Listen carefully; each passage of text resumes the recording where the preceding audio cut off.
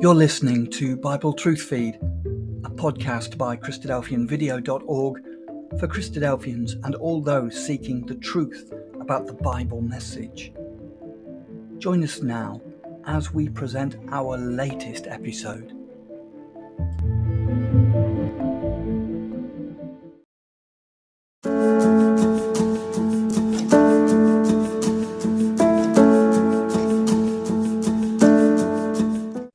The Story of the Bible by H.P.Mansfield, Volume 1. The First 2,000 Years of History. How God's Creation Was Spoiled by Man. Chapter 1. An Argument and Its Sequel.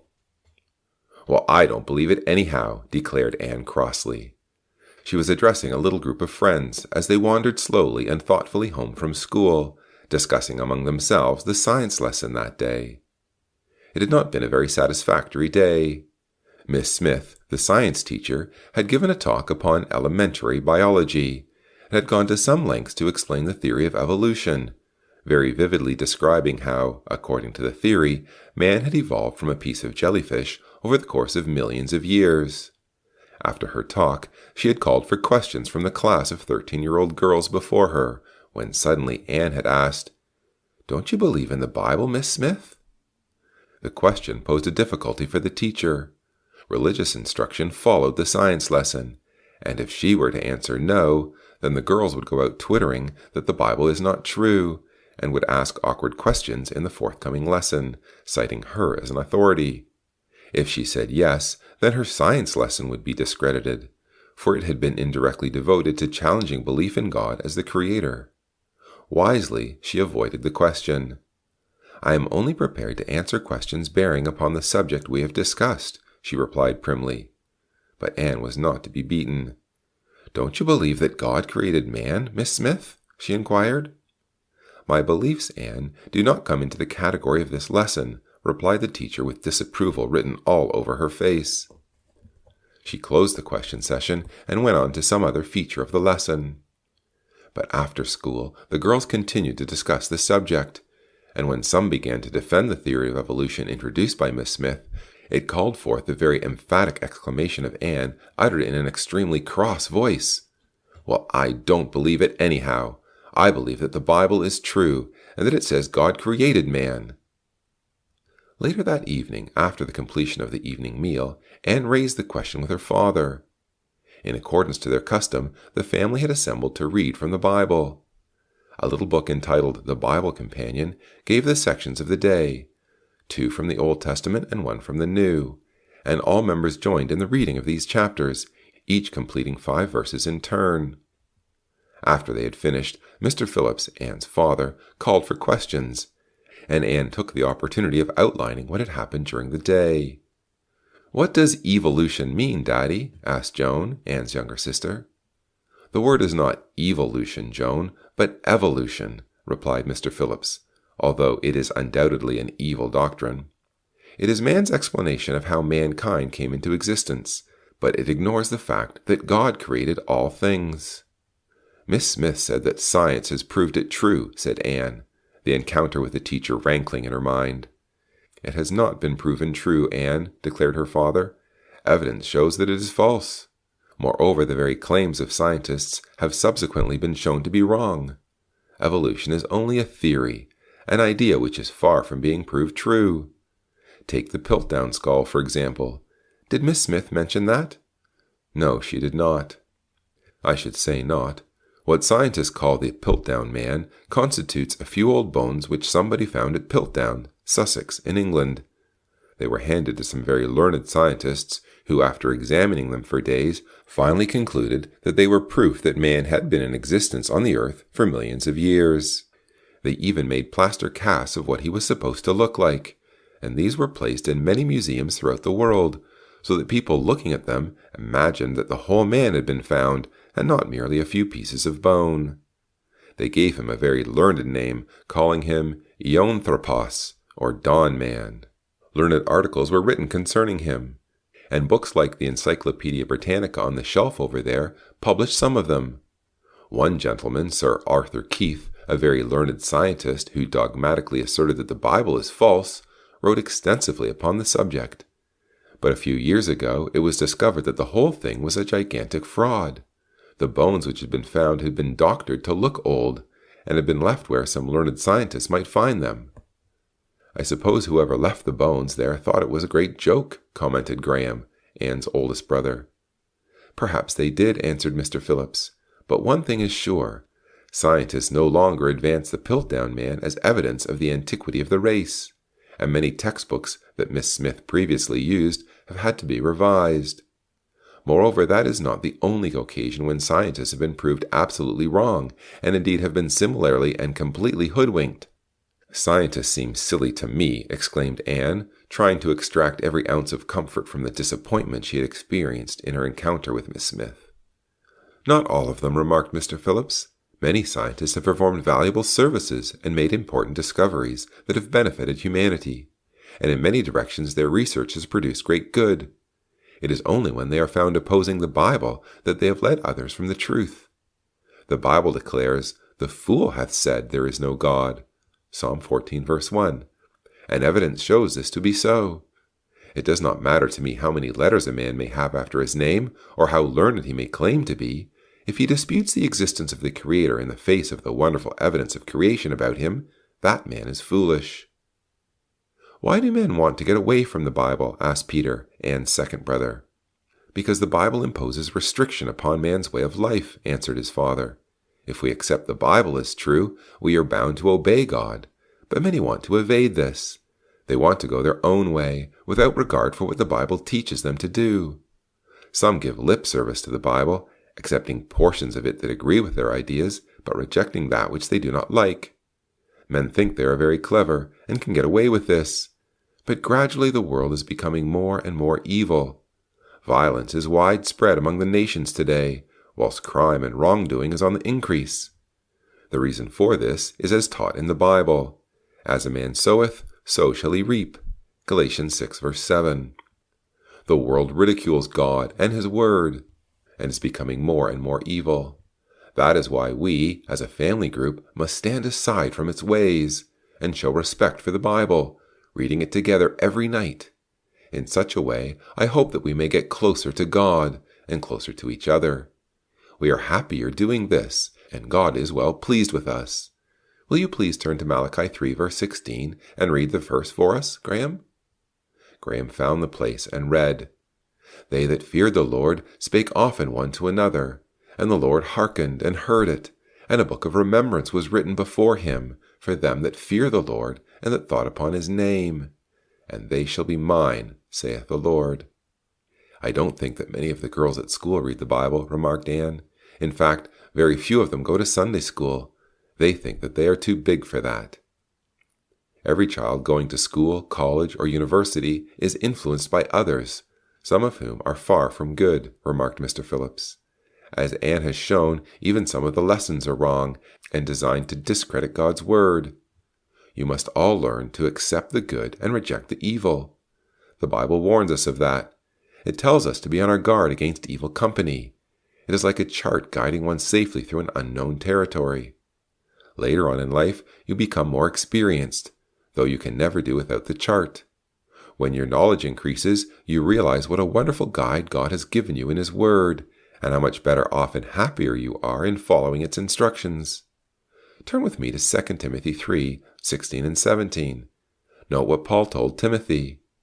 All Scripture is given by inspiration of God, and is profitable for doctrine, for reproof, for correction, for instruction in righteousness, that the man of God may be perfect, truly furnished unto all good works. Now listen to Solomon, the wisest man of his generation. He wrote, "Train up a child in a way he should go, and when he is old, he will not depart from it." Proverbs 22, verse 6. I believe that the best thing that parents can do for their children is to provide them a heritage of spiritual knowledge. That is why I try to instill into your minds a reverence for the Bible, and to give you some understanding of what it teaches. The Bible declares, "Remember now thy Creator in the days of thy youth." Ecclesiastes 12, verse 1. It is most important for you to do that, for when you are young, you can remember much better the things you learn. Later on, you will find that you become forgetful. I can still remember things that I learned when I was a child, but I have forgotten much of what I studied since. That is one reason why I am insistent that you learn the Sunday school lessons from the instructor.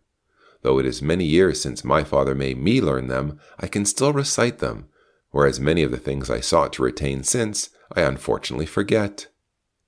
"Like the letter that Mummy asked you to post the other day, Daddy?" inquired Joan innocently.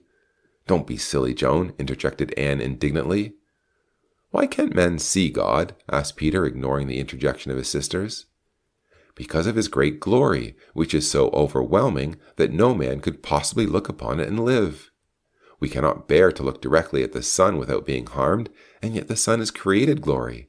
How could we possibly look upon uncreated glory, which is far more powerful? The Bible teaches that no man hath seen nor can see God, for he dwells in light which no man can approach unto. 1 Timothy 6:16. Can angels see him? Yes, angels are of the same nature as God. Hebrews 1 verse 7, Luke 20 verse 36, 2 Peter 1 verse 4. And therefore, as Jesus taught, can behold the face of the Father in heaven. Matthew 18 verse 10. "Does the Bible reveal what God looks like?" inquired Peter as his father paused. "We are told that he has form and substance. Hebrews 1 verse 3, Psalm 94 verse 9, John 5 verse 37, and that man is made in his image. James 3 verse 9, replied Mr. Phillips. We learn that he is not merely a power or influence in the heavens, as some suggest, but is a personal, loving, heavenly Father who has the welfare of his family in mind, and to whom his sons and daughters can turn in time of need. He is one whom we can love, confide in, and worship. There are some glorious words that describe his attributes contained in Psalm 103, verse 13 and 14. Perhaps Joan will read them for us. After a little scurrying around the books of the Old Testament, Joan found the place and read the verses. Like as a father pitieth his children, so the Lord pitieth them that fear him. For he knoweth our frame, he remembereth that we are dust. God as a father looks down in mercy upon his children, recognizing their weaknesses and making provision for them, commented Mr. Phillips. He must have tremendous power, exclaimed Anne. Indeed, yes, remarked her father. God has absolute power over everything. He holds the stars and planets in place by his power. He controls the earth and all that is in it. Everything that is created is made by his power, which, in the Bible, is termed his Spirit, so that all things came from God. He is everywhere present by his Spirit, which extends to all parts. Therefore, though he is in heaven, he can see everything that is going on everywhere. Something like a television set? Inquired Peter. A television set is a very crude way of expressing it, but sufficient for the purpose, answered his father. God can see everywhere, so that nothing is hid from his eyes. Remember that when the first astronauts stepped out on the moon, they were viewed by millions of people on the earth. If man can make a wireless set that permits him to speak in Adelaide and yet be heard in Birmingham, or build a television set that enables him to sit in a room on earth and view what takes place on the moon, how much more can God do? The wonders of modern science teach us that he who created science and the laws of nature, and who is perfect in all his ways, is far above the limitations of man with his comparatively clumsy contrivances on earth. Well, said Anne, remembering her science teacher, I must remember some of this for tomorrow.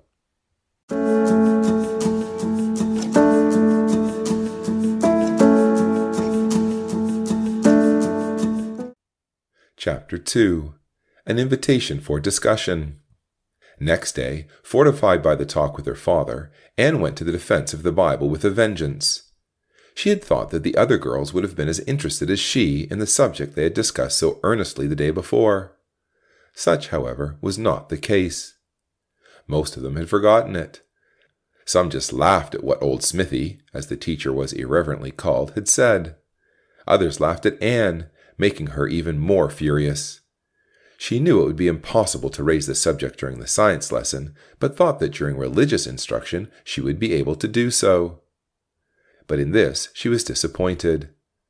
When she advanced the question as to whether evolution was true or false, she found the religious teacher as evasive as Miss Smith. Neither were prepared to make a definite statement that the Bible is true, and Anne, together with the other girls, were all dissatisfied with what they heard. Anne indeed had asked their religious instruction teacher about the story of creation, only to find that she did not believe in it. The book of Genesis says that God created the earth 6,000 years ago, Anne, she said, but that is manifestly wrong. The earth has been in existence much longer than that. And whilst I believe in Jesus, I do not necessarily believe all that the Bible contains. Anne had no reply to that. While she had realized that the teacher probably had different ideas concerning the teaching of the Bible from those she had heard expressed in her home, she thought she would have received more support than she did regarding the truth of the Bible itself. She felt frustrated, particularly when some of the other girls questioned her about it during recess. There were more arguments till at length Anne said, "Well, what about you come along home and ask my father these questions? He will give you a satisfactory answer." The girls laughed more at that, which only made her more insistent that they should discuss the matter with her father. Finally, two of her closest friends, Sheila and Marjorie, agreed to do so. They looked forward to enjoying bathing in the ocean close to the home, and in the evening discussing the Bible with Mr. Phillips. A few nights later, therefore, saw the three friends in the library of Mr. Phillips' home, with the Bible open before them. In a shy manner, Sheila asked Anne's father why he could be so sure that the Bible is true, and he had replied, "Because it is the Word of God." "But how do we know that?" questioned Sheila, gaining a little confidence as she began to express herself. "Because it tells us so," exclaimed Mr. Phillips. "Do you know, Sheila, that the Bible declares itself to be the Word of God no less than 500 times in the first 5 books? And in the whole Bible we read the words, 'the Lord said,' or 'the Lord spake,' or similar terms, no less than 1,200 times? Now, if the Bible were not true, it would be the most evil book on earth, proclaiming no less than 1,200 lies. We must either accept it as the Word of God or reject it altogether." "Yes, Mr. Phillips," replied Sheila, her dark eyes pondering.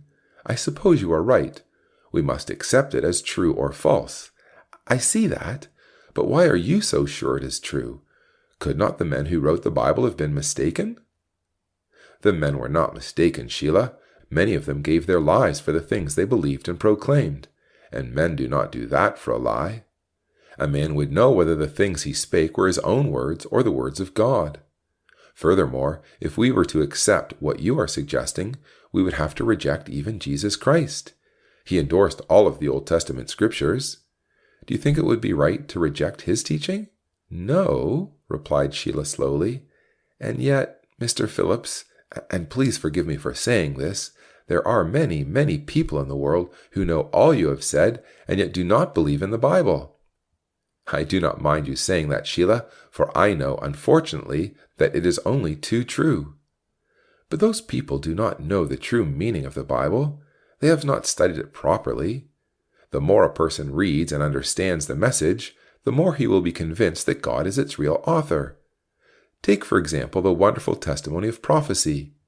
Man cannot foretell anything ahead with certainty, not even the weather. But the Bible has clearly outlined the future of nations and peoples, and history reveals that what it says is true. Let me give you 1 or 2 examples. You know that in recent years the Jews have been returning to their ancient homeland, and Israel has again been established as a nation. But do you know that the Bible predicted this thousands of years ago?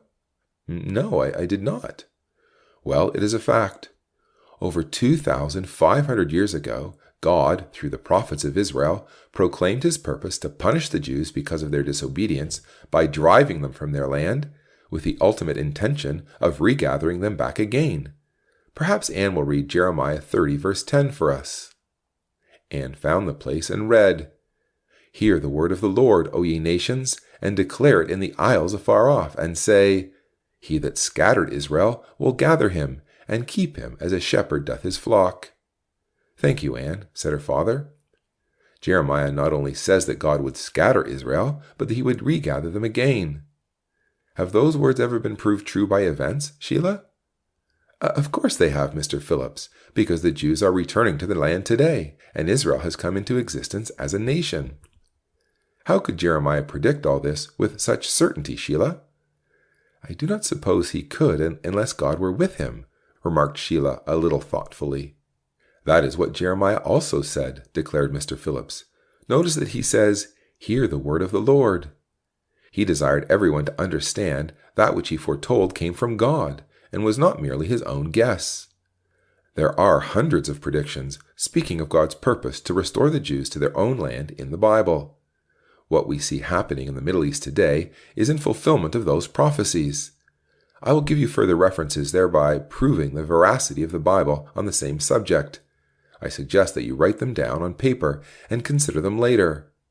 Isaiah 11 verse 12, Jeremiah 31 verse 28, 32 verse 37, 33 verse 26, Ezekiel 36 verses 22 to 24, 37 verse 21, Zechariah 8 verse 7 and verse 13. I could, of course, give you many more, for the subject is extensively referred to throughout the Bible. What is happening to the Jews today, however, is but the beginning of God's purpose with them. The complete fulfillment of these prophecies is yet to come. But we see sufficient fulfilled even now to know that the Bible is true and therefore reliable. Would you please read Luke 21 verse 24 for us, Anne? Anne read, "They shall fall by the edge of the sword, and shall be led away captive into all nations. And Jerusalem shall be trodden down of the Gentiles, until the times of the Gentiles be fulfilled." That is a prophecy of the Lord Jesus relating to the Jews and their city, said Mr. Phillips. Jesus declared that the Jewish people would be scattered among all nations, and their city would be trodden down of the Gentiles until a certain time which would usher in his return to the earth. You have told us that the Jews have returned to their land, Sheila. Do you know anything about the city of Jerusalem? Yes, of course, answered Sheila. I know that back in 1967, the Jews won the Six-Day War against the Arabs and occupied the city of Jerusalem. True, responded Mr. Phillips. And that was in fulfillment of Bible prophecy. Read Joel 3 verse 1 for us, Anne. Anne found this book a little more difficult to locate, but at last she discovered it hidden away between Hosea and Amos. She read, "For behold, in those days, and in that time, when I shall bring again the captivity of Judah and Jerusalem." "Do you want me to go on?" she asked. "No," replied her father. In that verse, God says that he will bring again the captivity of Judah and Jerusalem. He commenced to do the first when the Jews were invited by the British to return home in 1917, and 50 years later he began to do the second when they occupied the city of Jerusalem. But notice that in the next verse, it speaks of all nations being gathered to Jerusalem for war, and consider that at the present time the great powers are arguing over the future of the Middle East. All this is in fulfillment of Bible prophecy, showing conclusively that God caused this book to be written, and that it is, in fact, his revelation to man. I did not realize that the Bible predicted these things so clearly, said Sheila thoughtfully. No, indeed, murmured Marjorie. The Bible is mainly prophecy, continued Mr. Phillips. Please read Deuteronomy 30, verse 3 for me, Anne. Anne turned to the beginning of the Bible and read these words. Then the Lord will turn thy captivity, and have compassion on thee, and return and gather thee from all the nations whither the Lord thy God has scattered thee. Who wrote the book of Deuteronomy? Asked Mr. Phillips of Anne, as she paused. Moses. And for whom did he write it? For the people of Israel. Where were they when he wrote it? They were in the wilderness, approaching the promised land. Thank you, Anne. That is true. And it means that long before the Jews were established as a nation in Palestine, nearly 3,500 years ago, Moses predicted that through disobedience they would be scattered into all parts of the earth, and later, in the latter days, they would be regathered again to their land. What other books speak so clearly about events in the future as the Bible does? I know of no other. Will you read Deuteronomy 28, verse 64 for me, please, Marjorie? Marjorie read, And the Lord shall scatter thee among all people, from one end of the earth even unto the other, and— That will do, thank you, Marjorie, interrupted Mr. Phillips. Now, were the Jews scattered among the nations, as it says they would be? Yes, Mr. Phillips. That being the case, Marjorie, can you tell me how Moses would know that the Jews were going to be scattered into all the earth if God had not revealed it to him? But the Jews were scattered many, many years ago, Mr. Phillips. Perhaps Moses did not predict it. How can we be sure that these words are written before the events took place? Is Moses living today, Marjorie? Of course not. But the Jews are returning to their land as he said they would in the reference that Anne read, Mr. Phillips said to Marjorie. That is true. I'd forgotten that. Well then, Marjorie, how could Moses predict these things if God were not with him? I don't suppose that he could at all, Mr. Phillips. Moses was not the only prophet of the Bible to speak of the future of the Jewish people, continued Mr. Phillips. They all did so, and in equally wonderful language. For example, Jeremiah declared that despite the persecution that they would endure, they would never be destroyed. In chapter 31, verse 11, he proclaimed the words of Yahweh, the God of Israel, "For I am with thee, to save thee. Though I make a full end of all nations whither I have scattered thee, yet will I not make a full end of thee. But I will correct thee in measure, and will not leave thee altogether unpunished." Now consider the full import of these words. Throughout the ages, evil men have arisen, and proclaimed their intention to destroy the name of the Jews from off the earth. But they have never succeeded. And God's word has proved true. Hitler of Germany was one such. He destroyed 6 million Jews in a brutal way, but out of all that persecution and the terrible war that Hitler brought upon the world, there came the Jewish state of Israel. God's promise is thus vindicated, and the Jews shown to be his witnesses. Their condition reveals that every confidence can be placed in the words of Scripture. Let me show you another example. Would you please read Isaiah 13, verses 19 to 20, Anne? Anne turned to the place and read, "Babylon, the glory of kingdoms, the beauty of the Chaldees' excellency, shall be as when God overthrew Sodom and Gomorrah. It shall never be inhabited, neither shall it be dwelt in from generation to generation. Neither shall the Arabian pitch tent there, neither shall the shepherds make their fold there." Now, Sheila and Marjorie, would you like to tell me what you know of Babylon? Asked Mr. Phillips. Silence followed the question. Both girls looked at each other with a little laugh, and both admitted that they knew nothing about Babylon. "If you lived in the days of Isaiah the prophet, you would know plenty about this mighty city," remarked Mr. Phillips. "It was one of the oldest cities known to man, and was the capital of a mighty empire which spread over the then known world. Its greatest monarch was a man called Nebuchadnezzar, who took Daniel the prophet captive to Babylon. Under this king, the city rose to its greatest power. He caused much of it to be rebuilt, so that it became known as the glory of kingdoms, the beauty of the Chaldees' excellency. Herodotus, an historian who lived many years before Christ, says that it measured a square 24 kilometers each way, enclosed by walls 26 meters thick and 107 meters high. Those walls were intended to keep all enemies out, and were so strong that it was thought that Babylon would last forever. It was a beautiful city of stately palaces and homes, and it included a wonderful park of hanging gardens, which the king caused to be built for his queen, so that she did not become homesick for the shrubs, trees, and flowers of her native land. The mighty river Euphrates flowed through the center of the city, adding to its beauty and providing necessary water. No city before or since has equaled it for strength and beauty. Yet God declared that this mighty city would be completely overthrown to become like Sodom and Gomorrah. I have seen the ruins of this city not far from Baghdad in Iraq. They are exactly as described by Isaiah the prophet. Yet smaller, weaker cities like Jerusalem or Damascus have withstood the ravages of time and attack and have continued down the ages as God declared they would. Isaiah's words have proven to be true to this present time. How could he speak so definitely of the destiny of such a mighty city? God must have revealed it to him, agreed the girls. That is the only possible explanation, commented Mr. Phillips. So completely was the city destroyed, though this actually took place many centuries after Isaiah wrote, that for years men did not know the site of ancient Babylon for sure. And then, a little over 150 years ago, its ruins were uncovered by archaeologists. Before then, it was but a mound of dirt.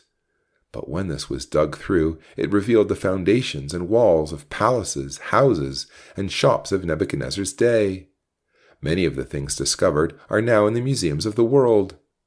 During the excavations, an incident occurred which proved how true are the words of Isaiah. The prophet declared that the Arabian shall not pitch his tent there, which is a strange thing to say of such a mighty and populous city. But because of superstitious dread, the Arab workmen employed by the archaeologists would not camp overnight on the site of Babylon. They had some strange ideas about the place that made them frightened to do so that they had to be taken each night to some other place to camp. Thus the words of the prophet were fulfilled to the very letter. Isaiah also says the shepherds would not make their folds there, remarked Anne. Yes, replied her father, and those words are also true. In the days of Isaiah, Babylon was a fertile place, watered by irrigation drawn from the river Euphrates. Today it is but a sandy waste. It would be no use shepherds taking their flocks there, because there would be little for them to graze upon. Pass me that book on the bottom shelf called Wonders of the Past, and I will show you a drawing of Babylon as it was in the days of the prophet, and photos of how it looks today. Anne passed the book to her father, and the three girls spent some time looking at the interesting drawings of the ancient city with its stately entrance called the Ishtar Gate, and the magnificent road known as the Processional Way, along which rode the king as he returned from his many triumphs. But how different was all that pomp and glory in comparison to the graveyard of ruins that the photos revealed. After a while, Mr. Phillips interrupted them. Let me ask you another question, Sheila. You know a little about history of our times, I suppose? Yes, Mr. Phillips, history is one of my favorite subjects at school. Well, Sheila, continued Mr. Phillips with a smile, would you say that Egypt is a great nation today?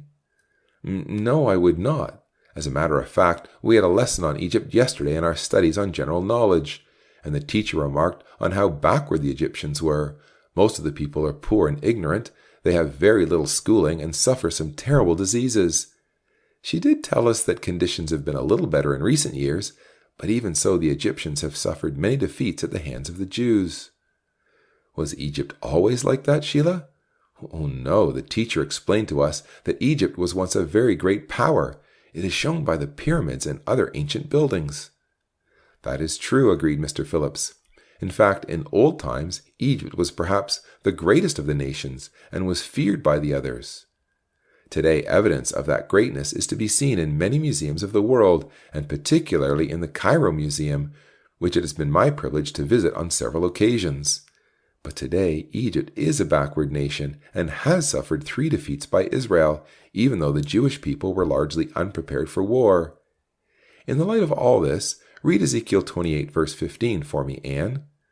Anne read, It, that is Egypt, shall be the basest of the kingdoms, neither shall it exalt itself any more above the nations, for I will diminish them, and they shall no more rule over the nations. When the prophet spoke those words, said Mr. Phillips, Egypt was known as a nation of great power, which for hundreds of years had ruled over other nations. Yet the prophet was able to predict that this would be the case no longer, and it would become a base or humbled nation. Since he spake those words, Egypt has never ruled over the nations, and instead was humbled before them. Even though today it has gained its independence, it is still in a backward condition. Many of its people live in abject poverty, and once you leave the main cities, you find that they exist in very primitive conditions. It has been the very weakness of Egypt and its constant defeats in battle that caused Mr. Sadat to seek peace with Israel. I can see now why you believe the Bible is true, said Sheila frankly. It is undoubtedly true, remarked Mr. Phillips enthusiastically. We have considered 3 nations, and have found that what the Bible said concerning them has come to pass. The Bible declared that the Jews would be scattered into all nations, but would not be destroyed, and that in the latter days they would be brought again to their own land. On the other hand, it declared that mighty Babylon, which took the Jews into captivity, would be so utterly destroyed that the city would become a complete waste. It foretold that Egypt would continue as a nation, but in a humbled condition, no longer ruling over other nations. Do you think that men could foretell these things without the help of God? The girls admitted that the evidence showed that God was with the prophets of Israel. Very well, continued Mr. Phillips. If those predictions are true, what of the one found in Acts 1 verse 11? Let me read it for you. This same Jesus, which is taken up from you into heaven, shall so come in like manner as ye have seen him go into heaven." Those words were spoken to the disciples of Jesus after they had seen him ascend into heaven. They teach that Jesus must return to this earth to fulfill therein the purpose of God. As God's words prove true regarding Israel, Babylon, and Egypt, so they will do so in regard to Jesus Christ. One day he shall return to the earth, as this verse predicts. Now I want you to read Daniel 2 verse 44, Anne, to show for what purpose he will return. Anne turned up the place and read, "The God of heaven shall set up a kingdom which shall never be destroyed." "That will do, Anne," interrupted Mr. Phillips. "Now read Jeremiah 3 verse 17. "At that time they shall call Jerusalem the throne of the Lord." Now Zechariah 14 verse 9. "And the Lord shall be king over all the earth." Now Psalm 102 verse 16. "When the Lord shall build up Zion, he shall appear in his glory." Thank you, Anne. Those 4 statements show that Jesus is to return, that he is to set up a kingdom on earth that shall never be destroyed, and which shall bring universal peace to this troubled world, that he will reign as king over all the earth from his capital, Jerusalem, and that all this will be preceded by the restoration of the people of Israel. The history of the nations show that God's word is true, and that it truly foretells what is to come to pass. Moreover, the return of the Jews in our day shows that every confidence can be placed in the Bible. In fact, it is the word of God, and to be trusted. What do you think of that, Sheila? I think it has been a most interesting evening, Mr. Phillips, and I have learned a lot. Very well, girls, we will leave it there for the time being, and now, if you like, we will enjoy some music on the radiogram.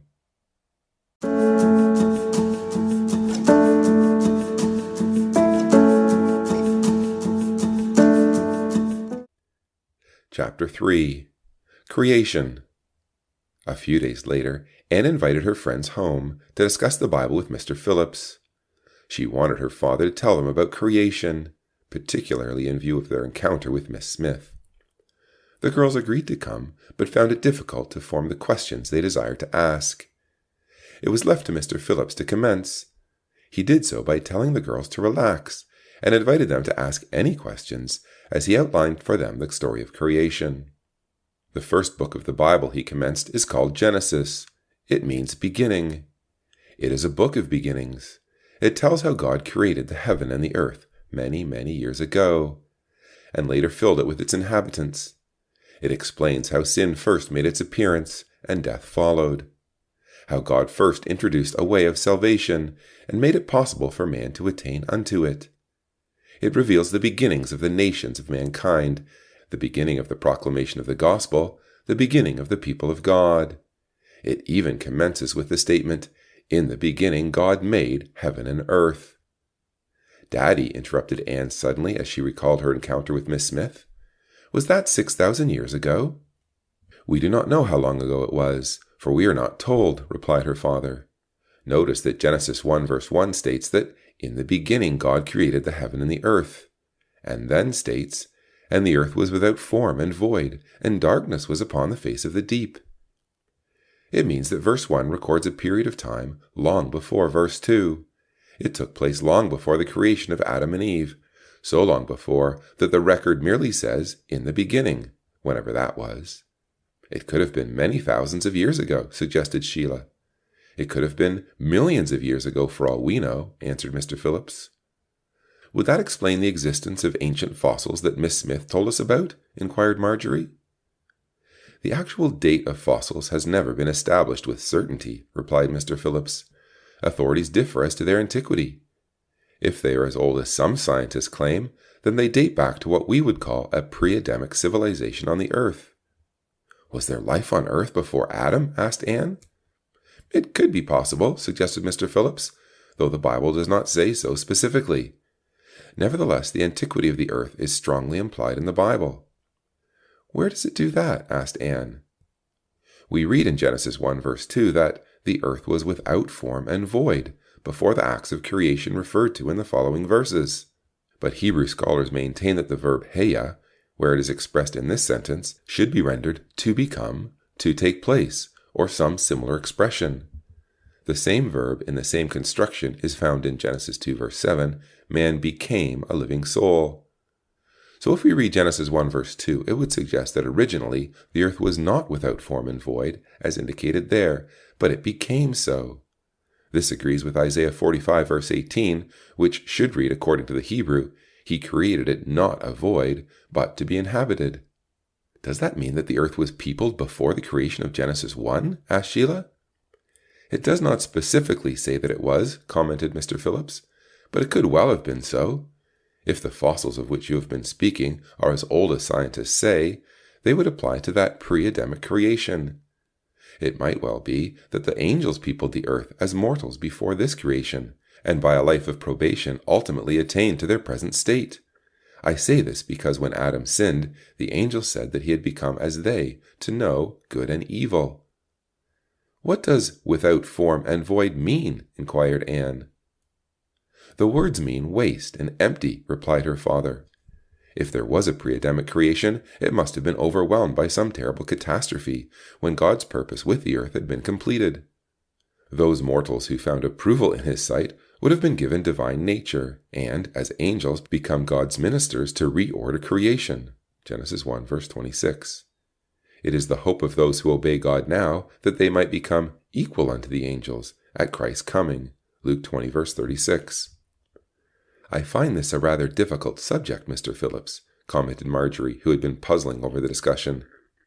It is rather difficult, agreed Mr. Phillips, and I only mention it because of the discussion Anne had with Miss Smith. I can assure you that there is no real conflict between the Bible and real science.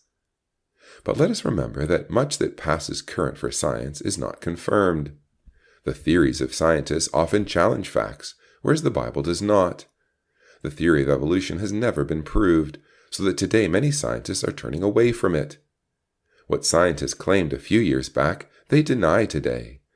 But the Bible is constant and true, as we have seen from our consideration of its prophecies.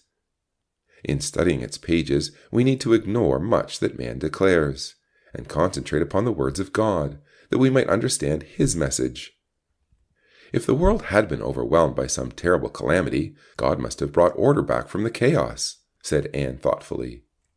Yes, indeed, answered her father, and that really foreshadows what God will do with the present chaotic conditions on the earth, as far as man's rule is concerned. Consider what happened in the beginning as recorded in the chapter before us. Before man was created, the earth was just a black mass, floating in space, without form and void. If you think of the blackest night, the earth was surrounded in blackness more intense than that. Not a chink of light was to be seen, and the whole earth was but a floating mass covered by mighty oceans in which no land or life appeared. God determined to fill this empty, black, and useless abode with light and life and beauty in order that it might reflect His glory. He set His angels to work to that end. First, He caused light to shine through the darkness, thus creating the first day. Then, on the second day, He formed the atmosphere above to bring into being that which He called heaven.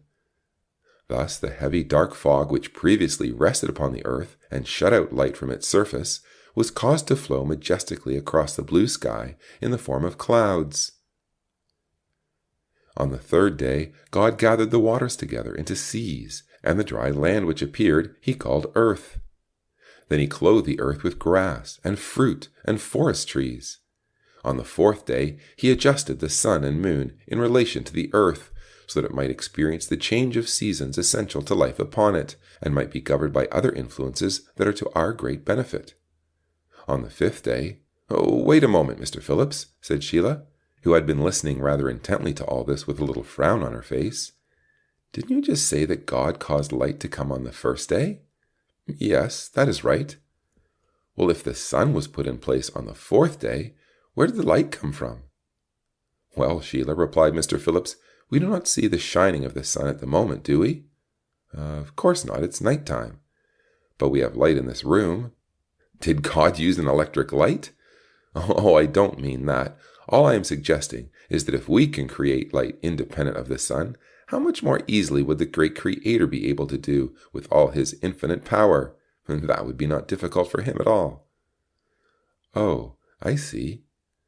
Now, on the fifth day— But now Marjorie had a question. Was the earth made before the sun, Mr. Phillips? No, I don't think so.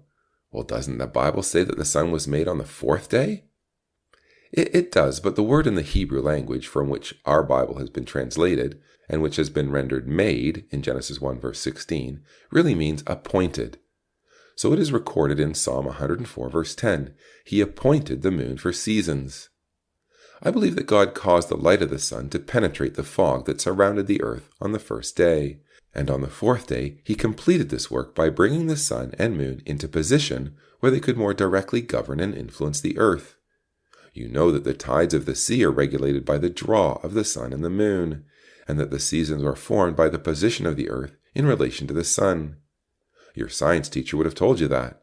Well, here is how it came about in the first instance. In this we see the wonderful provision of God. How terrible it would be if we had winter all the time. God so arranged the earth that we have a variation of seasons, and each in its order helps make life pleasant on the earth. Oh, I see. Well, to get back to our account of creation, on the fifth day the oceans were found swarming with life, whilst throughout the heavens there soared myriads of birds. On the sixth day the cattle, reptiles, and beasts of the earth made their appearance. But among all creation there was found no creature to reflect the glory of the Creator, and therefore the final act of creation was to be accomplished. The angels of God formed man in their image and set him over the work of creation. He became the Lord of creation, and he was given the task of governing first himself and then all forms of life. But I can see that you are bursting with another question, Marjorie. What is it? You said that the angels formed man, but in the Bible it says that God did it. Don't you think God did it? Yes, he did, but through his angels or messengers. We read that they are his ministers that perform his pleasure, that do his commandments, hearkening to the voice of his word. Psalm 103, verses 20 to 22.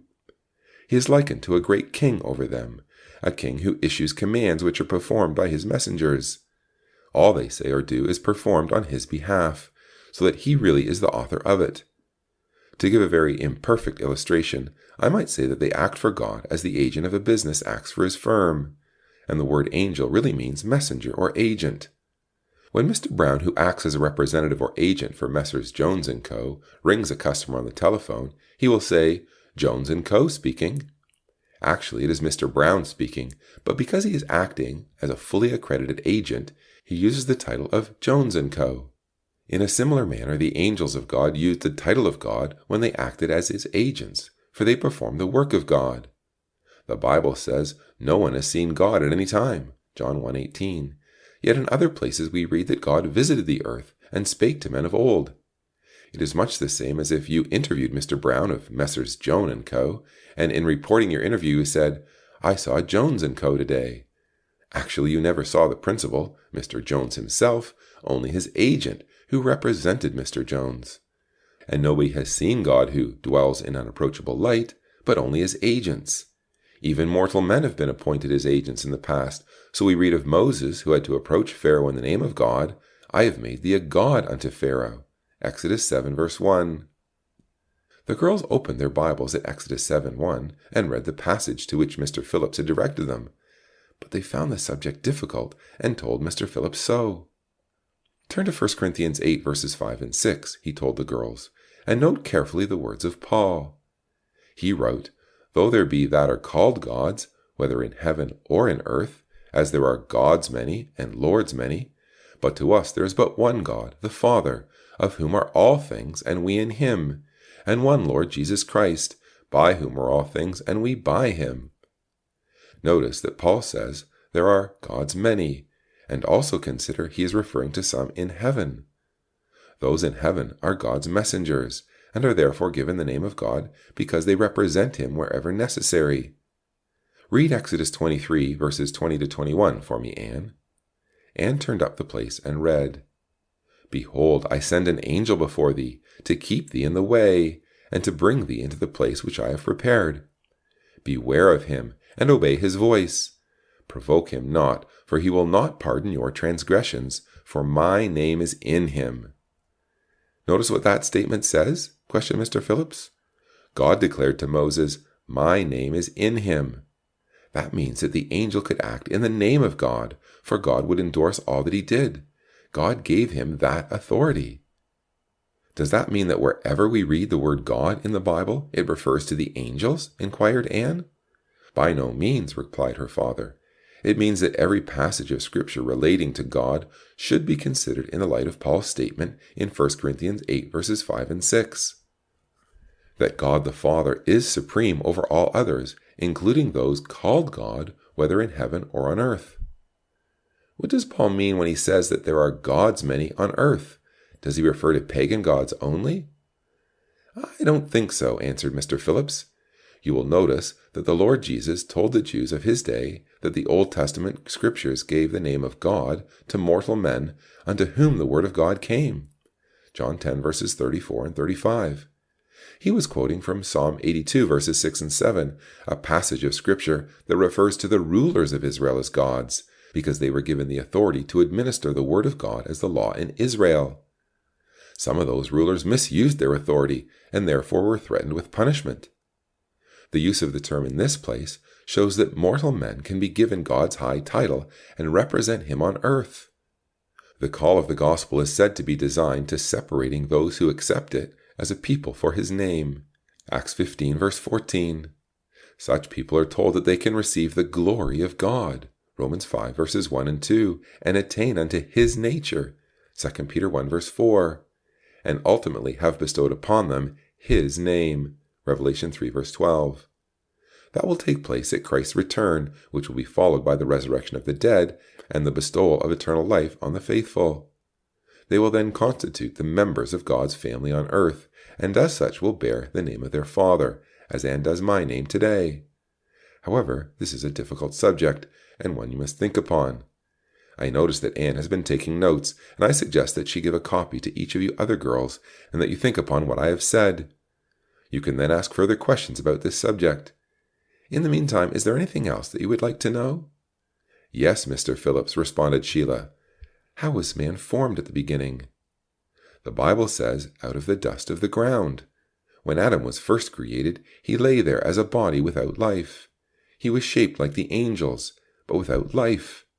But then God caused him to breathe. His heart commenced to beat, his eyes opened. He stood up and began to walk and talk and think.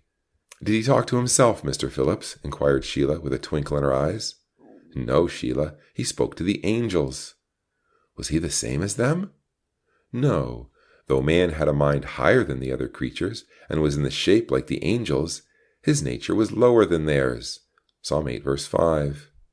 He was made of the dust, whereas they were of God's nature and immortal. He had to be tested. He had not proved himself, and until he did so, he could not be given eternal life. It is the wonderful promise of the Bible that though we are made lower than the angels, we can attain unto equality with them. Jesus taught that those who please God and follow his ways will be raised from the dead and made equal unto the angels, so that they shall never die. Luke 30 verse 26. Was Eve made at the same time as Adam? No, the Bible shows that Eve was made later. In a wonderful way, God caused a deep sleep to come on Adam, something like a surgeon will do when he has to operate on a person. While he was asleep, God, the master surgeon, performed an operation. He took out a portion of Adam from his side, and with this, still quivering with life, with all its nerves and sinews, he built a woman. That was awfully inconvenient for Adam, wasn't it? Asked Sheila.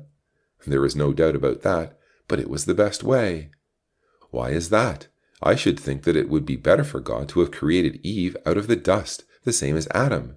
It would have saved much pain. Well, God had a purpose in view. He wanted Adam and Eve to have everything in common, to think and feel alike, to have the same joys and hopes, to be full of love and sympathy for each other, to really be one, for they were to be husband and wife.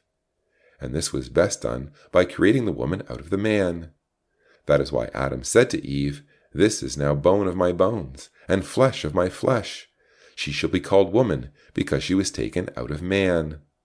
The word woman means out of man. So although it caused a little inconvenience for the moment, it was the best way after all. Besides, it teaches a wonderful lesson. What is that? In the Bible, Jesus Christ is called the second Adam, 1 Corinthians 15, verse 45, whilst the faithful are like unto his bride, Revelation 19, verses 7 and 8, or the second Eve, 2 Corinthians 11, verse 2 and 3. As the first Adam had to suffer in order that Eve might be formed, so the second Adam had to suffer in order that his spiritual bride might be formed. And as the first Adam had a sympathy, love, and affection for his wife, whom he could style bone of my bone and flesh of my flesh, so there is sympathy, love, and affection between Christ and his ecclesia that makes them completely one. But these are deep matters that we will not pursue now. I suppose the creation of Adam and Eve completed the work, Mr. Phillips, inquired Marjorie. Yes, we read that God looked upon all that he had made, and it was very good, and that on the seventh day he rested, Genesis 2, verse 2. It seems strange to me that God should require rest if he is all-powerful, remarked the inquiring Sheila. The word really means that he ceased his work, not that he required rest because he was tired. He had done all that he had purposed, and so he rested, or ceased from his labors. Later, the seventh day was put aside as a day of rest for Israel. The people by law had to cease from their work, as God did from his, and devote the day to doing his will and thinking his thoughts. The Jews were not allowed to light any fires on the Sabbath. They were not allowed to employ any labor. They were not allowed to go on any long journey. They had to keep the day as God designed it. If that occurred on the seventh day, why do we observe it on the first day, Daddy? We do not observe the Sabbath law, Anne. We merely make use of a custom that was developed over the centuries to have our regular meeting on Sunday. The change came first after the resurrection of Jesus. The apostles were busy trying to convert the Jews to Christ on the Sabbath day when they were all assembled in the synagogues, Acts 17, verse 2. Their own meeting together had to await a more convenient time, and for this purpose they selected the first day of the week to remember Christ in the appointed way. This was quite appropriate, for it was on the first day that he had risen from the dead. But if God had commanded that we observe the Sabbath, Mr. Phillips, what right have we to alter it to the first day? Asked Sheila. The first day is not the Sabbath, Sheila, nor a substitute for it. It is a day that we gather together to remember Christ. Any day would do, though this is the most appropriate, and any number of times, for he instructed his disciples, as often as ye do this. He did not set down a special day or a specific time. Well then, we should observe the Sabbath as well, Mr. Phillips, persisted Sheila, who was very keen to discover a weak chink in the armor of Anne's father. That is correct, Sheila, but not as commanded under the law of Moses. That gave man a set time to cease from his own work and praise God. But Jesus taught that the true man of God will do this every day. He will be found always striving to rest from the works of sin and observe the will of God. He will not limit it to one day, but do it from day to day. Thus, for him, every day is a Sabbath, or a day to be given up to God. And so the apostles taught the early believers not to think of one day above another, nor to separate the seventh day as a Sabbath, but to observe the spirit of its teaching every day. To them 1 day in 7 would not be more holy than the others, for their lives were given completely to Christ. They were like the priests in the temple, who did not set aside a special day for worship, for their lives were completely devoted to God. True Christians are in the same position. Do you think you can grasp this? Not quite, Mr. Phillips. I will have to think it over. At that stage, Anne interrupted the talk. For some time she had been wriggling impatiently in her chair, a sure sign that she wanted to say something, and now she burst out with it. Daddy, you said the Sabbath was given by Moses, but it is mentioned in the book of Genesis. God blessed the seventh day and sanctified it, because that in it he had rested from all his work which God created and made. Chapter 2, verse 3. Doesn't that mean that the Sabbath law was given to Adam? That is a good question, Anne, and I am pleased you asked it. To answer it, I will ask you a series of questions. You should be able to answer them all right. To begin with, who wrote the book of Genesis for God? Moses, I suppose. That is right. Now, for whom did he write it? For the Jewish people over whom he was the leader. Correct. Genesis forms part of the first 5 books of the Bible, which the Jews call the Law. What does the word Genesis mean, Anne? It means beginning, The book shows the beginnings of things. That is excellent, Anne, and really explains why reference to the Sabbath law finds its place in Genesis 2 verse 3. It was not that God was commanding Adam to observe it, but Moses, the writer of the book, was explaining to his Jewish readers the beginning of the law of the Sabbath, why it was ordained and given to them. I want you to read Exodus 31 verses 16 and 17 for me. Anne found the place and read the words, "Wherefore the children of Israel shall observe the Sabbath throughout their generations, for a perpetual covenant. It is a sign between me and the children of Israel forever. For in 6 days the Lord made the heaven and earth, and on the seventh day he rested." Other places in Scripture show that Moses knew nothing about the Sabbath before certain instructions were given to him by God. See Exodus 2 verse 23, for example. And we find nothing in the Bible recording any such law until we come to the book of Exodus. It is obvious, therefore, that when Moses records, "And God blessed the seventh day and sanctified it," in Genesis 2 verse 3, he was really intent upon teaching the Jews the meaning of the Sabbath law, as commanded them by God. On that day, the Jews were expected to rest from their works, the works of sin, as God rested from his. True Christians, however, will try to do this every day. Do you think you can comprehend that? I think so, Daddy. Very well, I think we will leave it there. You have all had enough to think about for one night, and I can see Marjorie yawning, so I think you'd better get off to bed.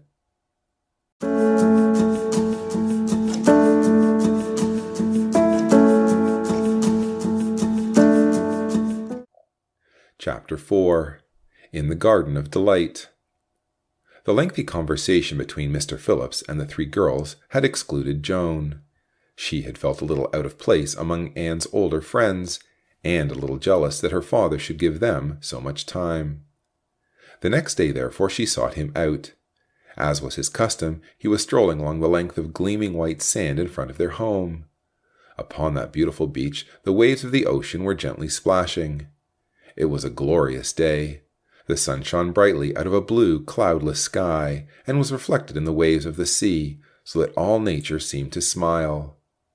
Together, Joan and her father walked along the beach for some distance, examining the pretty little shells that were found in profusion upon it, and watching the white yachts that sailed gaily along the blue ocean, dancing up and down on the waves. At last they stopped for a rest, and Joan said, "Isn't it a lovely day, Daddy?" "It is indeed, dear. It is so quiet and peaceful here." "You always like to come here to walk, don't you?" "Yes, it's good to get away from people sometimes, especially with all the worry and trouble and evil in the world." "Why are people like that, Daddy? Didn't God make the earth good, like you said last night?" "Yes, he did. But then man sinned, and with sin came evil and death." "Would you tell me about it, Daddy?" asked Joan, remembering how she had been excluded from the conversation the night before. "Very well. I'll tell you a story contained in the 2nd and 3rd chapters of Genesis, and which we can call In the Garden of Delight. It was a glorious garden planted by God, and filled with all manner of flowers and trees. No ugly weeds or prickly thistles spoiled it, and the noble rivers helped to water it. It was called the Garden of Eden, and Eden means delight, so it can be called the Garden of Delight. In this garden, God placed Adam and Eve. They were given permission to enjoy its pleasures to the full, to eat the fruit of the trees, to tend its few needs, to joy in the pleasant walks and lovely sights of glorious flowers that it presented, and this they proceeded to do. But in the center of the garden were 2 strange trees. One was called the tree of life, and the other was called the tree of knowledge of good and evil. Concerning this tree God said, "Thou shalt not eat of it, for in the day that thou eatest thereof, thou shalt surely die." You see, God was testing Adam and Eve. He had given them everything that was beautiful, and even the hope of eternal life if they proved obedient. Now he was trying them to see if they loved him sufficiently to obey him. And for a while all went well. Adam and Eve were not much interested in these strange trees. Moreover, they had been told that to eat of the tree of the knowledge of good and evil would bring death, and they did not want to die. So they left them well alone. But in this garden of delight there was a very cunning animal to whom God had given the power of speech. This was the serpent. The Hebrew name of this animal, Nakash, sounds like the hiss of a serpent, but it also signifies to perceive, to observe. The serpent had listened intently to all that had gone on, and began to reason the matter in his mind. One day he met Eve on her own, and began to discuss the law of God with her. "Is it really true that God said, 'You shall not eat of every tree of the garden'?" asked the serpent. Eve replied, "We may eat of the fruit of the trees of the garden, except the fruit of the tree which is in the middle of the garden. God has said, 'You shall not eat it, neither shall you touch it, lest you die.'" The serpent then made a statement that must have shocked Eve for a moment. It declared, "You shall not surely die." That was a contradiction of what God had said. It was a lie, and Eve knew it was a lie.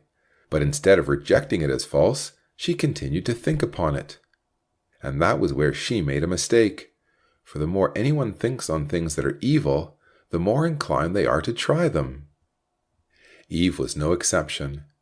As she pondered what she had been told, the smooth, seductive voice of the serpent came to her again. "You shall not die, Eve.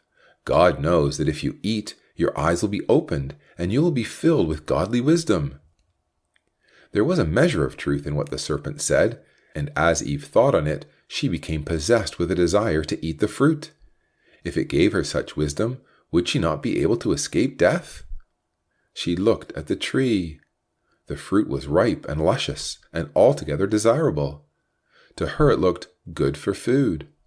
Slowly the lust of the flesh, stimulated in her mind by the teaching of the serpent, but not by God, took possession of her.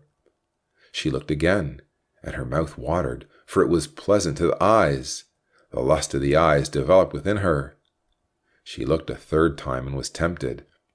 "Surely," she thought, "such wonderful fruit will make me as wise as the serpent said it would." The pride of life was stimulated within her. As desire took possession of her, thoughts of love and loyalty to God were forgotten. No longer did she recall his warning that death would be the result of disobedience. Out went her hand, and in a moment the fruit was off the tree and in her mouth. And Adam, who came along that instant, was offered the forbidden fruit by Eve, and he accepted it. Together they ate it. And then they remembered the warning of God. They realized that they had sinned, and their conscience started to worry them. What would they say when they met the angel of God? They were like young people who, having been headstrong and gone their own way, then begin to worry about the consequences. They found that eating the forbidden fruit had not brought the delightful results they thought it would. A cloud seemed to have come over the garden of delight, so as to spoil some of its beauty. They looked at each other and saw for the first time they were naked. This had not concerned them before, but now they felt ashamed. They plucked some fig leaves, and sewing them together, made themselves aprons. And then they heard the angel of God in the garden of delight. But it was no longer a garden of delight to Adam and Eve, for now their hearts were filled with a terrible fear. What was going to happen to them? Previously they had met the angel of God with joy, and had enjoyed talking with him, but now they did not want to meet him at all. They decided to hide. But what is the good of hiding from one with the power of God? The voice of the angel was heard. "Adam, where art thou?" And Adam confessed, "I am afraid, because I was naked, and hid myself." "Who told thee that thou wast naked?" asked the angel. Then Adam confessed his sin. But he was not altogether honest. He tried to get out of it. He blamed the sin onto God and onto his wife. "The woman whom thou gavest to me, she gave me of the fruit, and I did eat."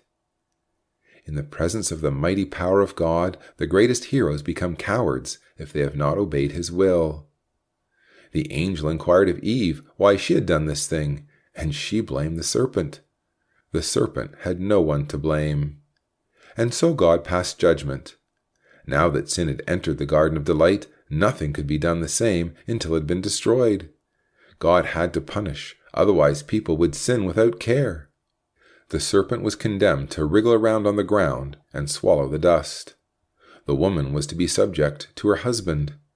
The man was to labor by the sweat of his brow to obtain food until death claimed him.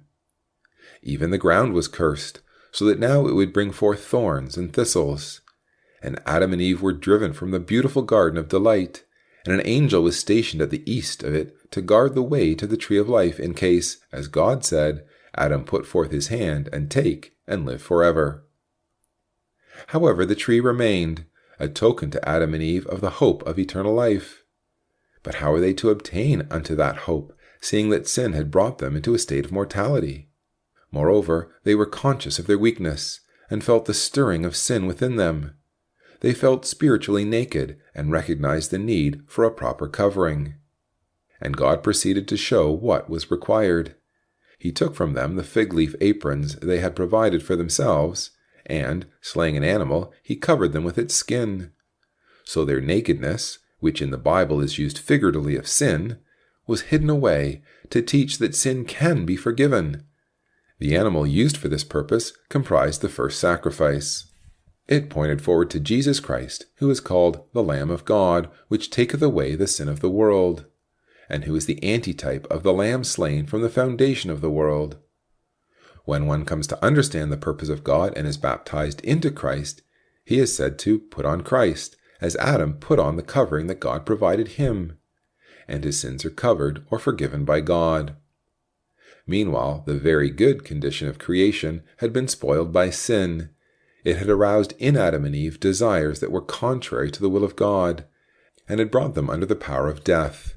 Their destiny was now the grave, and only through the mercy of God, and by a resurrection to eternal life, could they escape from the penalty of mortality that already began to work in them.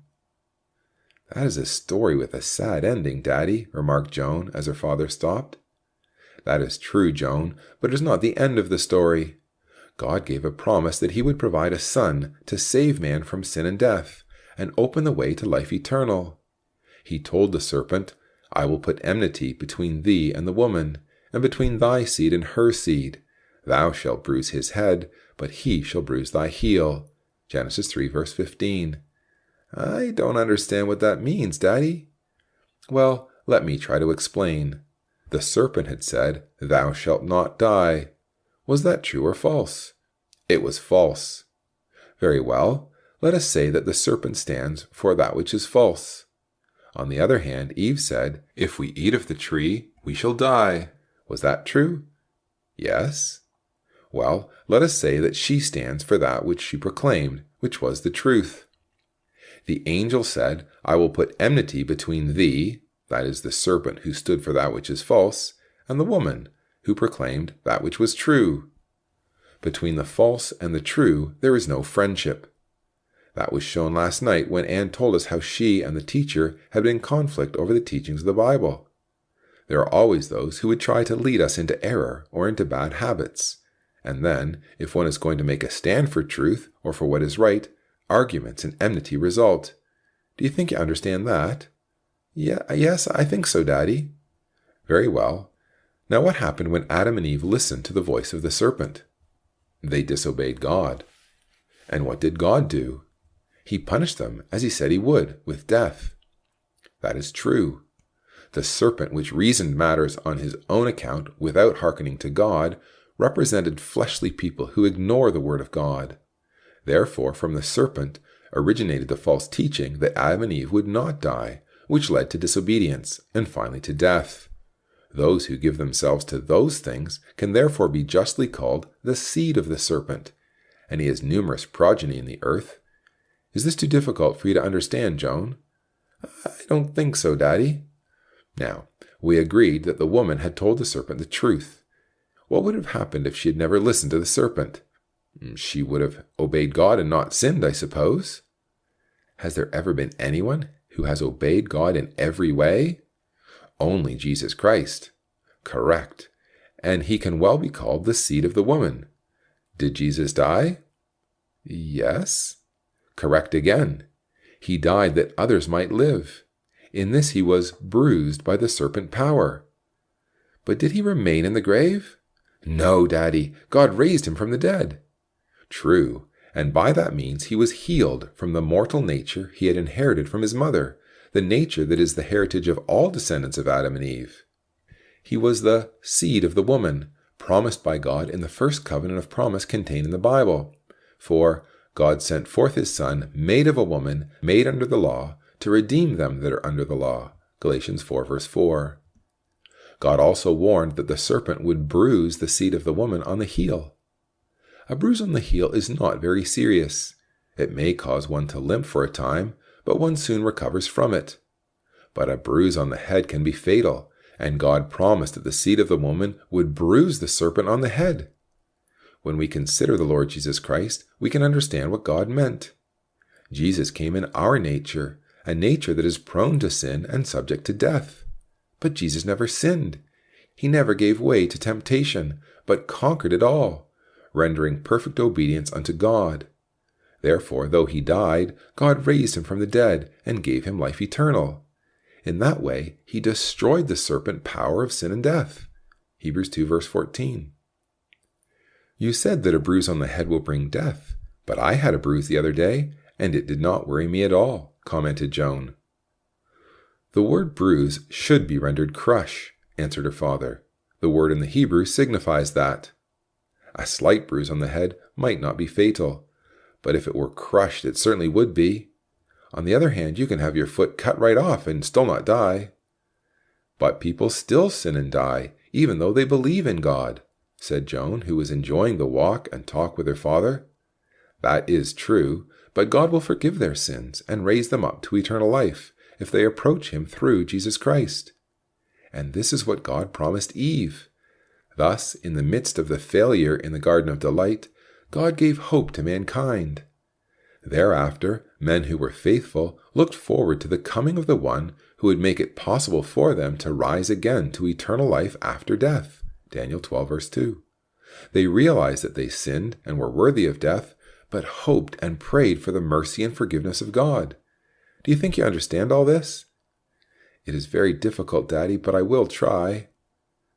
That's right, Joan. We can but try. And here comes Anne, Sheila, and Marjorie. Oh, bother, exclaimed Joan, who was enjoying the company of her father. The girls had come to bid Mr. Phillips goodbye before leaving for their homes. We have had a lovely time, Mr. Phillips, said Marjorie, and we want to thank you. I'm glad you came, replied Mr. Phillips, and I hope you enjoyed our talk on the Bible. We did very much, replied Sheila, but there is one thing you haven't explained. What is that, Sheila? How are we sure that the Bible is true, Mr. Phillips? All you have said is in the Bible, but it may be wrong. Well, replied Mr. Phillips, you must come again one weekend, and we will consider that subject also. Very well, replied the girls. That is a promise. And now we must hurry to catch our train. Goodbye. Goodbye, replied Mr. Phillips.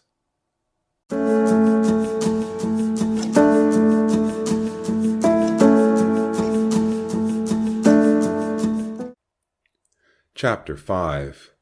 A Terrible Crime, Teaching an Important Lesson.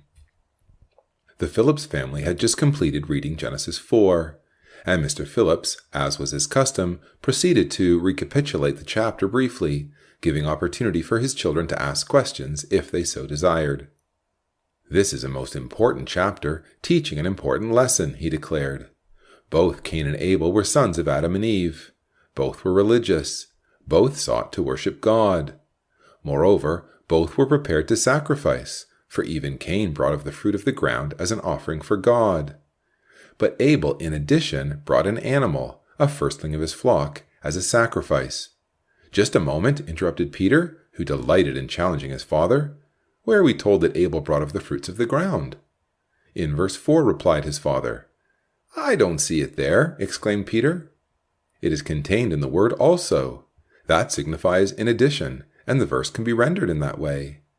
Cain brought the results of his own labor, but Abel, remembering the instructions of God to his parents, and the manner in which God had provided them with a covering, brought an animal as well. He recognized the need of bloodshedding in true worship, such as Paul states in Hebrews 9:22. Perhaps you will read it for us, Peter. Peter read, And almost all things are by the law purged with blood, and without shedding of blood there is no remission. Abel understood that fact, commented Mr. Phillips, and so God was pleased with his worship. Accordingly, he offered a more excellent sacrifice than Cain, and this pleased God. Hebrews 11 verse 4. "What is the significance of bloodshedding in a sacrifice?" asked Graham. "The shedding of blood brings the life of the flesh to an end," explained Mr. Phillips. "But then in sacrifice, that blood is offered to God, and was placed on or by the altar.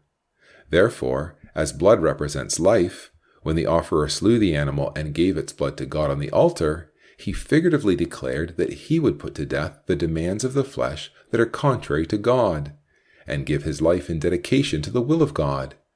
He commenced a new life before God. Turn to Leviticus 17:11 and read it for us." Graham read, "For the life of the flesh is in the blood, and I have given it to you upon the altar to make atonement for your souls, for it is the blood that makes atonement for the soul." That verse teaches that blood is a symbol of life. Normally it provides the means of sustaining the life of the flesh, but when an animal was slain, it no longer did so. Instead, the blood was given to God on the altar. In doing this, the worshipper proclaimed that he would mortify, or put to death, the desires of the flesh that are contrary to God, and instead would give his life to God in performing his will. Romans 8 verse 13, Colossians 3 verse 5. The words of Paul that you read from Hebrews 9 verse 22, therefore, mean that unless a believer is prepared to give his life to God, there would be for him no remission of sins. In other words, a believer must see in the sacrifice given on his behalf a representative of himself, and so try to render obedience to God in all ways, so that he becomes, in fact, a living sacrifice. Romans 12 verses 1 and 2. Though Cain was prepared to give God of the fruits of his increase, he was not prepared to sacrifice his life. Hence God was not pleased with his offering. "Is there any significance in the meanings of the names Cain and Abel?" asked Anne. Yes, Cain means gain. That was the one thing in life he desired. He grew up a selfish, sullen man who placed supreme value in gaining material things. Eve had thought that he was the promised seed who would crush the serpent's head. How wrong she was in that.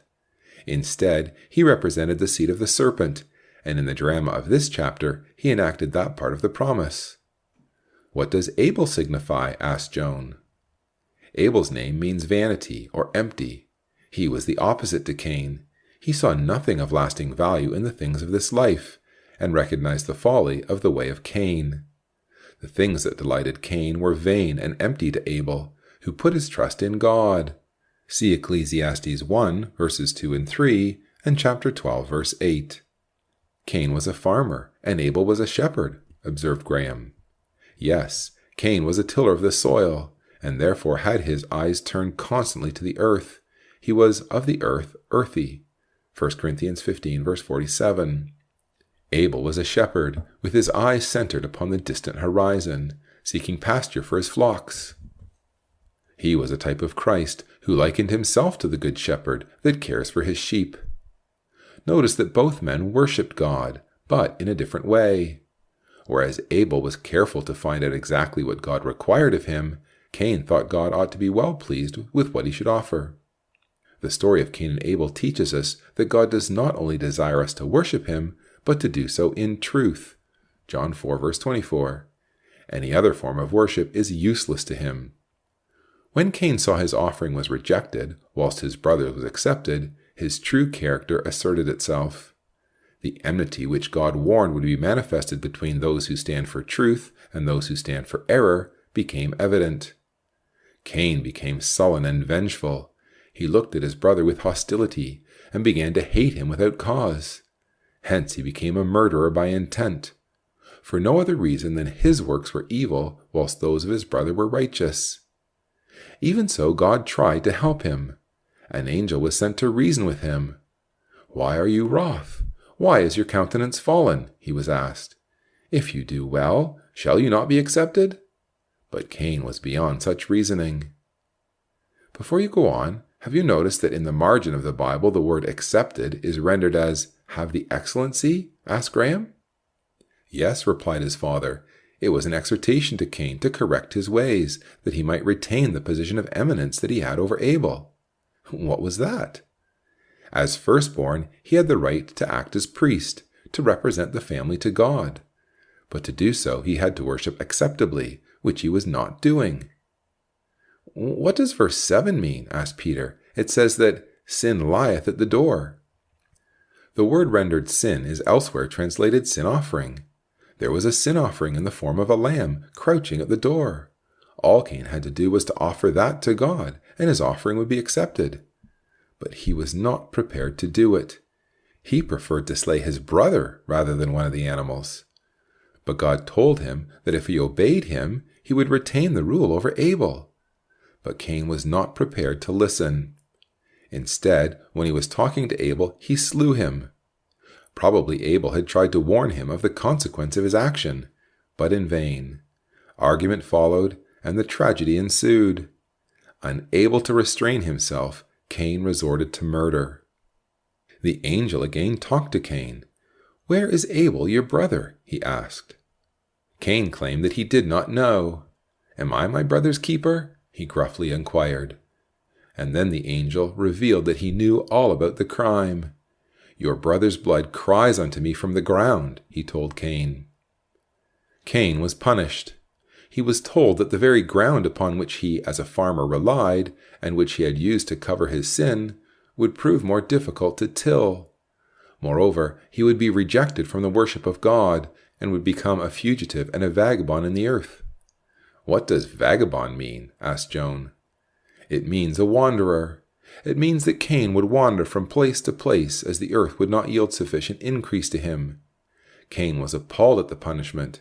"You have driven me from the place of worship, and made me a fugitive in the land, so that every one that findeth me shall slay me," he lamented. "That's strange," interrupted Peter. "If Abel was dead, only Cain would remain. Who then would kill him?"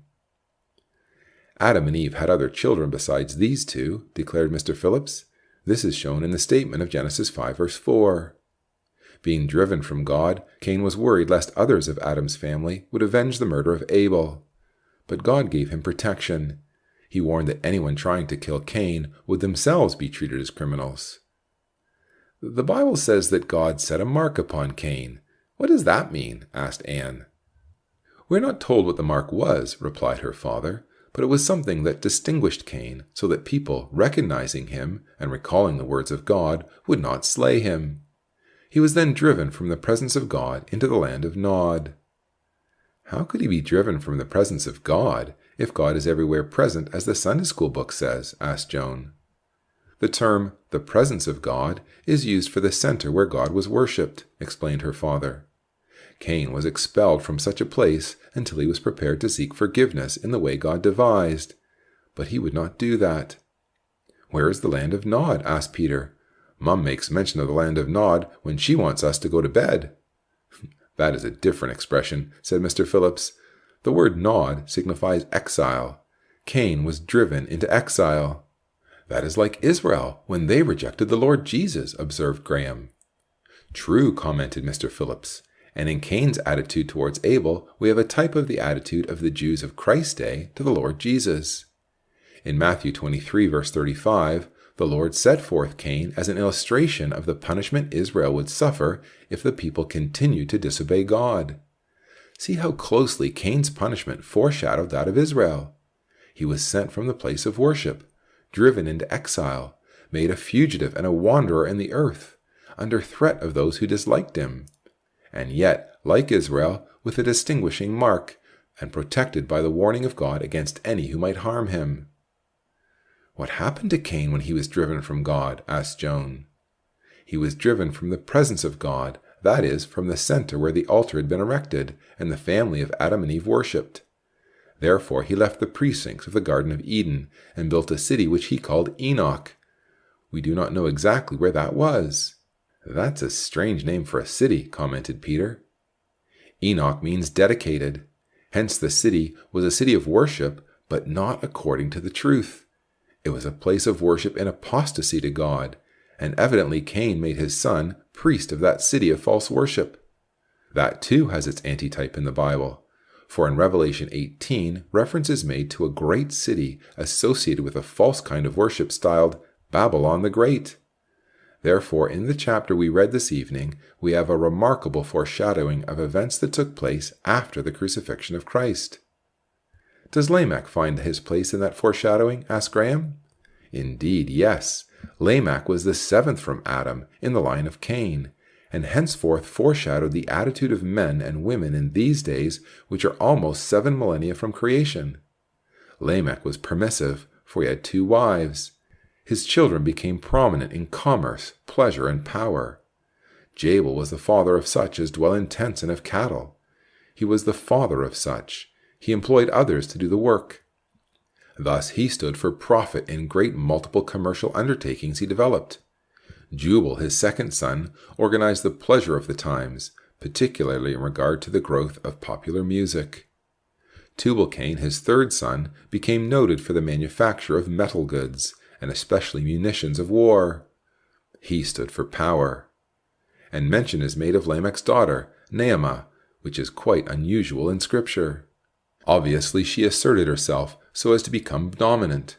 She evidently stood for women's liberation. So you have a picture of things developed out of Cain that is remarkably like those of today. There is a false form of religion, and mighty undertakings in the field of profit, pleasure, and power, and permissiveness. And Lamech led the way in this. He claimed he did not need the protection of God, as did Cain. Let anybody wound him, and he would kill him. Thus did he boast to his wives. If Cain be avenged 7-fold, he boasted, truly Lamech shall be 70 and 7-fold. This is a significant number, for when Peter asked the Lord how often he should forgive his brother, Christ said 70 times 7. He used the very figure used by Lamech, but in reverse. The story of Cain and Abel provides a warning. It reveals that we can be like Cain, whose name means gain, a man who saw in worldly possessions the main object of his life. Or we can be like his brother Abel, whose name means vanity, and who saw that the way of Cain provides but empty triumphs after all, that their pleasures are fleeting and soon give way to pain. Abel therefore sought out the way of God, knowing that this has promise of the life that now is, as well of that which is to come. 1 Timothy 4 verse 8. Cain's history is finished, and has over it the caption of failure. Abel's history is related to eternity, and bears the caption of success. Though he was murdered, he will yet rise from the grave to receive eternal life, and an abiding inheritance upon the earth. This was foreshadowed in that another son was granted to Adam and Eve, to take the place of Abel. His name was Seth, which means appointed. He was appointed to the position of privilege associated with Abel. Hence in him Adam and Eve saw in figure the resurrection of their murdered son. So he completed the drama of Cain and Abel. Though Abel died, he did not die in vain, whereas Cain died eternally. Though bruised in the heel, Abel will rise to eternal life, whereas Cain will never attain unto eternal life. Eternal death will be his lot, the fate of all the seed of the serpent. We need to avoid that fate, and therefore I encourage you to read the Bible every day. The Lord Jesus declared that the days that preceded the flood prefigured the conditions that may be expected in the earth at his return. Luke 17. We see about us conditions similar to those days, and we are wise to stand aside from it all and seek the way of God in truth. Hence the importance of us reading the Bible every day.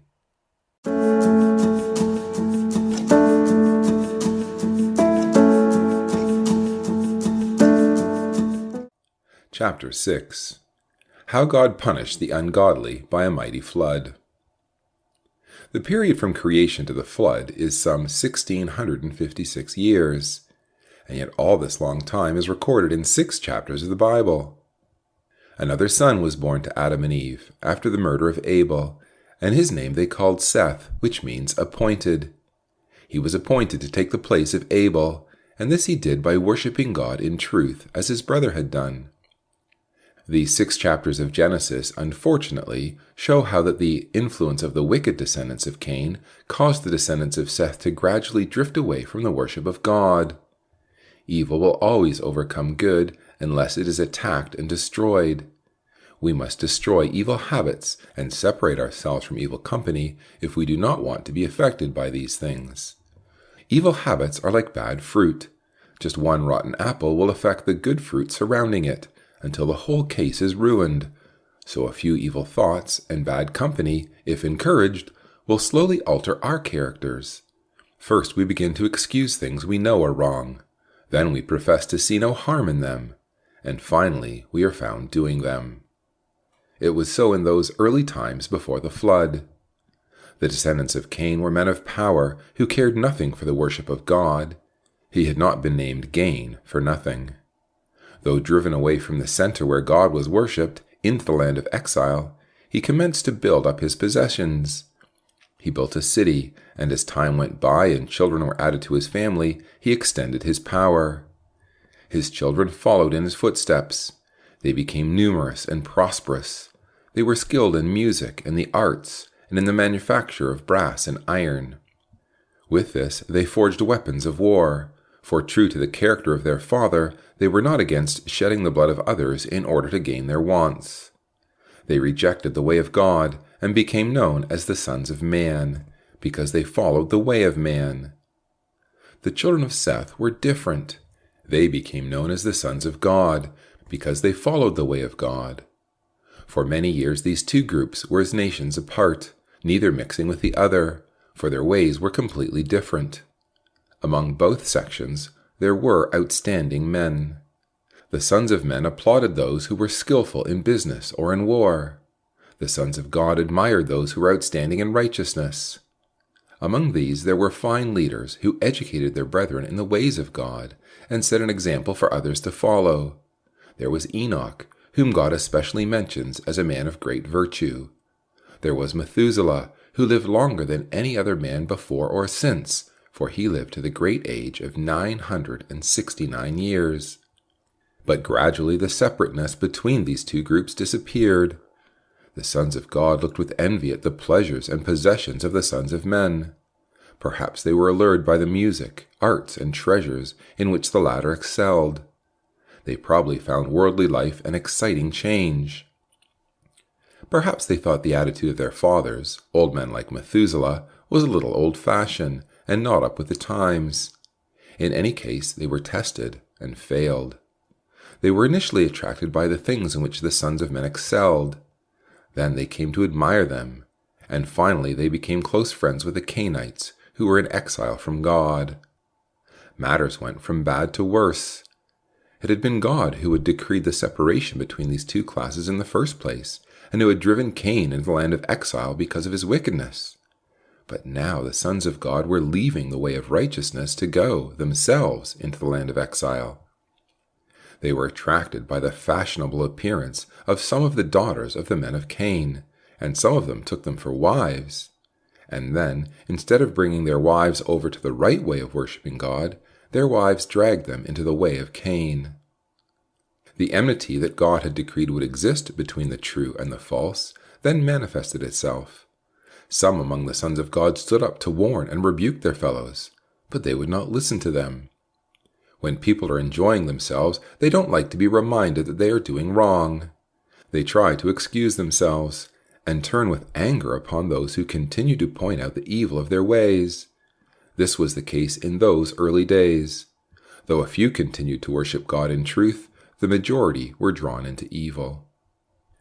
Among the faithful sons of God, Enoch was outstanding. As the seventh from Adam in the line of Seth, he was contemporary with the ruthless and violent Lamech. But he matched Lamech's contempt for God and his laws with his righteousness and forthright preaching. He warned the world that the time of retribution was coming. As a prophet, he predicted the judgment that God would send upon the world of wickedness. Behold, he proclaimed, the Lord cometh with 10,000s of his saints, to execute judgment upon all, and to convince all that are ungodly among them of all their ungodly deeds which they have ungodly committed, and of all their hard speeches which ungodly sinners have spoken against him. Jude, verses 14 and 15. With forthright vigor, Enoch the dedicated proclaimed his warning message, calling upon his contemporaries to step out of the way that leads to an abiding place in the grave for the way of righteousness that promises life. He became a familiar figure to those about him, until one day he was missing. People looked for him, but he could not be found. Hebrews 11 verse 5. For God had translated him. Thus, one day his voice was raised, and people were either attracted or repelled by his message. The next day he was silent and missing. People asked what had become of him, and a search was instituted, but in vain. What is remarkable is the fact that he is styled the seventh from Adam, Jude verse 14, which suggests that he types those who will be living in the epoch of Christ's return. They, like Enoch, will be taken from out of the impending judgment, so that their voices too will be silenced. Ecclesial halls will remain closed, and members will not attend their places of business. They will be taken to the presence of the Lord, and therefore out of the time of trouble that shall disturb the rest of mankind. Daniel 12 verses 1 and 2. As in the days of Enoch, a search will be made for them, but again in vain, for they will not be found. To impress his contemporaries with the significance of the times, Enoch called his son Methuselah. Methuselah is the oldest man who ever lived. His name signifies, when he dieth, it shall come. It is significant that he died in the very year of the flood, so that to those who heeded the message of Enoch, the death of his son would be a matter of great importance. The 5th chapter emphasizes the mortality of man by reiterating after every one of those mentioned therein, except Enoch, and he died. With monotonous regularity, this statement is made, emphasizing the helplessness of the human race in spite of the long lives then lived. Inevitably, the end waits even a Methuselah, who lived 969 years. This phrase became a theme song of mortal man's existence, witnessing the need of a Redeemer. Meanwhile, the time came when God's way was hopelessly corrupted in the earth. Genesis 6 verse 12.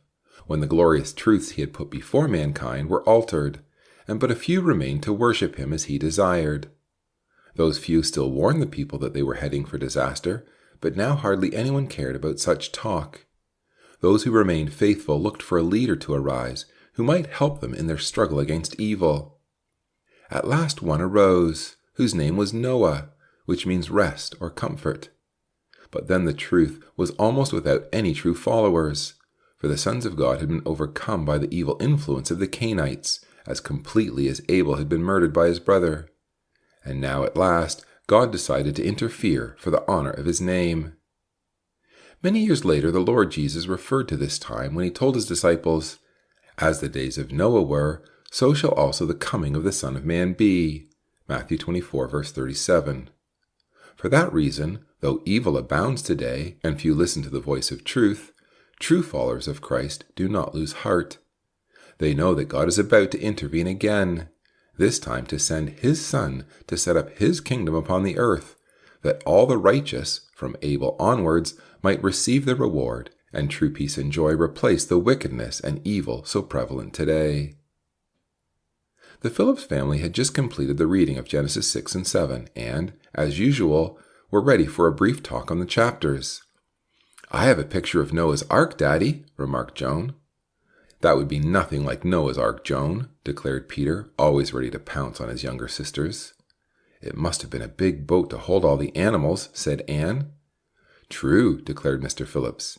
"Noah's Ark was a very large vessel of about 152 meters long and 15 meters high. It was built in 3 stories with a door in the side and a window in the top. Within were rooms for men and animals and storage for food." "It must have taken a long time to build, Daddy," commented Anne. "Yes, it took considerable time, and during all that long time it was there as a warning to the people of the coming calamity." "Why didn't the people take any notice?" asked Peter. "Perhaps at first some did, but as time went on, they grew used to the warning of God and did not really believe it. They grew self-satisfied with their possessions. They had learnt many things and had come to use God's wonderful creation without any thought for him who giveth all. They took it all for granted. They saw in their beautiful homes, their lovely parks and gardens, and their splendid cities a greater delight than in God's worship.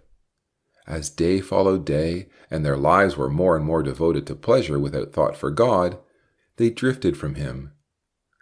"Doesn't God like people to enjoy themselves, Daddy?" asked Joan. "Oh, yes, he does. He has given us his creation to enjoy. But we must not grasp at these things selfishly without thought of God. True thanksgiving to him is the basis of true pleasure, and true enjoyment comes from obeying his laws, for he knows what is best for us. But men do not like to obey him. They prefer to go their own way, and their pleasures take on forms that bring evil to themselves and to those about them. Their enjoyment is not innocent, but wicked. They are filled with selfish wants, and if they cannot get them, they will oppress others to do so. And if any resist, they will get what they want by force. That is what happened in the days of Noah. The people no longer kept God in mind. They no longer obeyed his laws. Mighty leaders called giants arose to lead the people astray, and by force they ruled over them. Henceforth the earth was filled with violence, and God's way was corrupted. I was speaking to a man about this chapter, said Graham, and he declared that these giants in verse 4 were the children of angels, the angels being the sons of God of verse 2. That is nonsense, said Mr. Phillips. Angels neither marry nor are given in marriage, as Jesus taught in Luke 20, verses 35 to 36. The term sons of God is used frequently in the Bible for mortal believers of God. For example, Deuteronomy 14, verse 1, and John 1, verse 12. The Apostle John, writing to mortal believers of his day, said, "Now we are the sons of God." That's in 1 John 3, verse 2. Genesis 6 merely shows how believers in the day of Noah had drifted from the worship of God. It is interesting to learn that the word in Hebrew that is translated men in verse 2 is translated other men in Jeremiah 32, verse 20, and Psalm 73, verse 5. So that actually Genesis 6 contrasts the sons of God, that is, the mortal believers, with the daughters of other men, that is, unbelievers. That is a point worth noting in the margin of your Bible.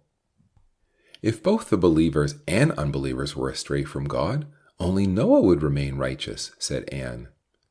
It doesn't say that all the believers were astray at that time, and perhaps at first there were others with Noah, remarked Graham. That is true, agreed his father. Noah would find, however, that as year followed year, fewer and fewer of his brethren took heed until he alone remained with his family to testify for God. We can understand how grieved he would be in his heart as he saw those he loved led away by the wickedness of the times, and how urgently he would strive to bring them back to the ways of God. Did he know that God was going to destroy the earth with a flood? Asked Peter. If he had been told of the warning prophecies of Enoch concerning coming judgment, he would have done so, replied his father. In any case, God revealed to him his intention to destroy that wicked generation. Therefore, we can imagine how with even greater urgency he would appeal to his friends when he learned of God's intentions, and as he set about building the ark according to God's instructions. He knew that the people were doomed unless they followed him into the ark. But as year followed year, and nothing happened, and the prosperity of the people increased, they doubtless laughed him to scorn. They perhaps became bored with Noah, hearing nothing from him but his message of impending doom. They probably mocked him, treating him as a laughingstock. But at last the appointed time came, and God instructed Noah to enter the ark with the animals he had appointed, clean beasts by sevens, and unclean beasts by twos. Why were the clean beasts to be in sevens? Asked Anne. They were to be used for food, and so more of them would be required, answered her father. Did Noah have to go and catch all the animals and birds, Daddy? Asked Joan. No, Joan. The angels helped him in this, and caused the animals to come to the ark prior to the flood. Then Noah, his wife, his 3 sons, and their wives also entered. And then occurred a remarkable thing. Peter, can you read first Genesis 7, verse 16? Peter read, "And they that went in, male and female of all flesh, as God had commanded him. And the Lord shut him in." Yes, God closed the door of the ark and shut Noah in. And shutting him in, he shut the others out. This was the divine judgment on that wicked generation. It reminds you of that parable of the 10 virgins spoken by Jesus in Matthew 25, remarked Graham. The 5 foolish ones found the door was shut, and they could not get into the marriage. Yes, agreed his father. The story of Noah can teach us lessons of Christ's second coming. We can well imagine that the people of Noah's day would feel a little alarmed seeing all this activity, with the animals and the birds entering the ark, and Noah and his family safely shut away. But the next day nothing happened, and indeed for several days nothing happened. The sun shone brightly, whilst Noah and all his animals were shut up in the huge vessel. No doubt the people got a great laugh out of it all. But towards the end of the week, a great change occurred. The sky became overcast. It looked dark and lowering. Great black clouds rolled over the heavens, blotting out the sight of the sun. And as the week came to an end, the people heard the rumble of thunder and saw angry lightning streak across the sky. The wind rose until it was shrieking through the trees and roaring around the homes of the people. And as they closed their doors and shivered inside, they doubtless remarked that they were in for quite a storm. But none would realize the full extent of the storm. The 8th day dawned, but the sun gave little light, for heavy clouds now obscured it. The roar of thunder rolled across the darkened heavens with an ear-splitting crash. Forked lightning darted across the sky to illuminate for a moment the gloom that enshrouded the earth. The wind had become a howling gale, bending the trees before it and threatening to unroof houses. And then came the rain. Never has there been rain like that. It thundered down on the dwellings in which the people trembled. It beat down on the forests and fields, flattening the people's gardens, pouring down without ceasing. Hour after hour it continued, all day, and then all night, and then day after day. Now perhaps the people remembered what Noah had told them. Perhaps some rushed to the ark, but God had shut the door, and not even Noah could open it. Then the people began to panic, and as the waters rose higher and higher, they fled from their homes to try and find refuge in the hills and mountains. What was the use of their beautiful possessions now? And still it rained. And then the fountains of the deep, the ocean, were broken. Huge tidal waves, probably induced by earthquakes and volcanic eruptions, swept in from the sea to engulf the land. For 40 days and nights this terror continued, until the whole land was covered by water, and that wicked and godless generation of people was destroyed. Meanwhile, those in the ark were safe. Despite the wind and the huge tidal waves, the strong angels of God cared for the ark, so that it safely rode the rising waters. For 5 months it moved to and fro, and then we read, God remembered Noah and every living thing, and all the cattle that was with him in the ark. He sent a strong wind to dry up the waters. As the waves receded, the ark came to rest upon the mountains of Ararat, no longer being borne hither and thither by the wind. After 40 days, Noah opened the window of the ark, and sent forth a raven and a dove, to see if the waters were abated from off the face of the ground. The raven did not return, but the dove found no place to rest, and at last, very weary, she came back to the ark. And Noah put forth his hand and took her, and pulled her in unto him into the ark. 7 days later Noah sent out the dove again, and at evening she returned with an olive leaf in her mouth. Then Noah knew that the waters were receding. After another 7 days, the dove was sent out again, and this time she did not return. The waters had dried up sufficiently for Noah to go forth from the ark. The angel opened the door, and Noah and his family came out, the only persons living on the face of the earth. Thus a new start was made with the human race. The first thing that faithful Noah did when he stepped from the ark was to build an altar unto God, to thank him for his salvation, and upon which to offer sacrifices. This pleased God, who declared, I will not again curse the ground any more for man's sake, for the imagination of man's heart is evil from his youth. Neither will I again smite any more every living thing as I have done. Genesis 8, verse 21.